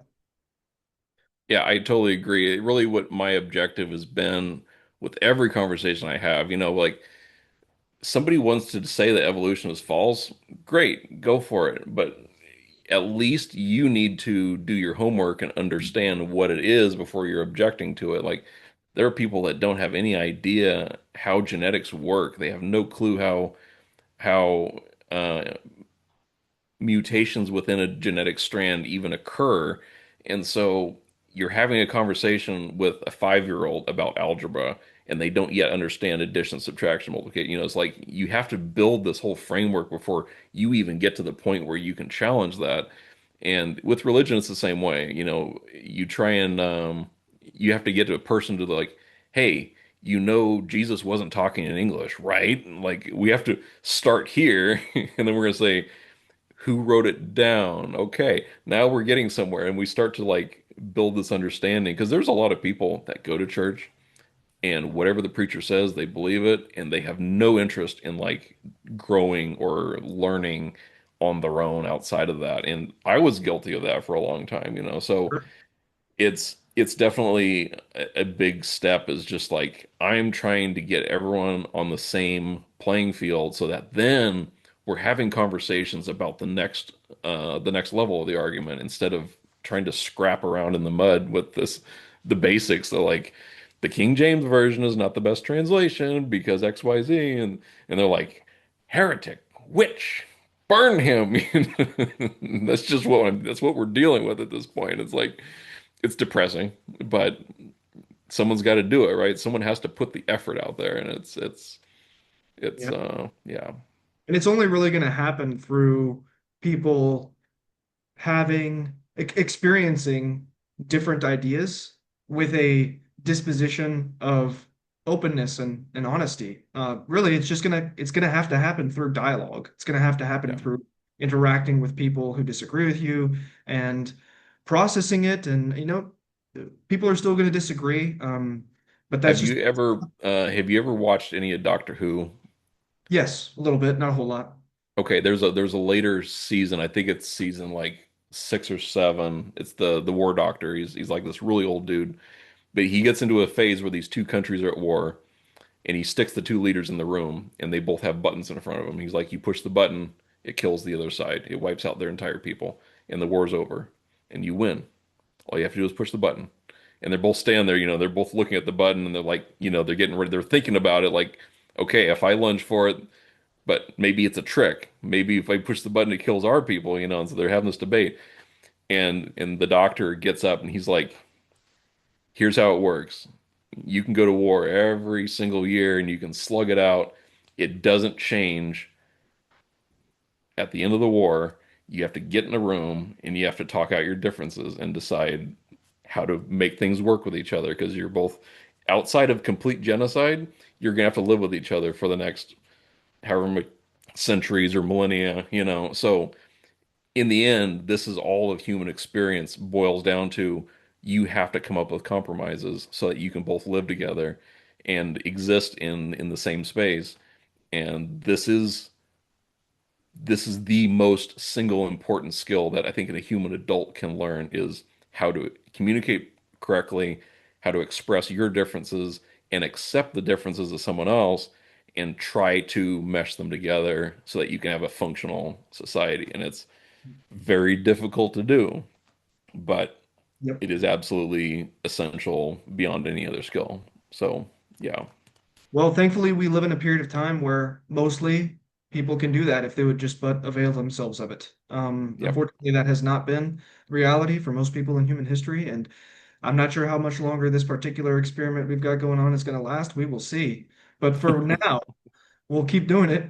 And thank you so much, Isaac, for having this conversation with me. It's been a pleasure, and I hope we do it again. Yeah, absolutely. Good luck on the rest of your interviews, and hopefully a lot of productive conversations come out of it. But I'll look forward to watching the rest of them. So, All right, excellent. all Well, right, have a good one. Thanks.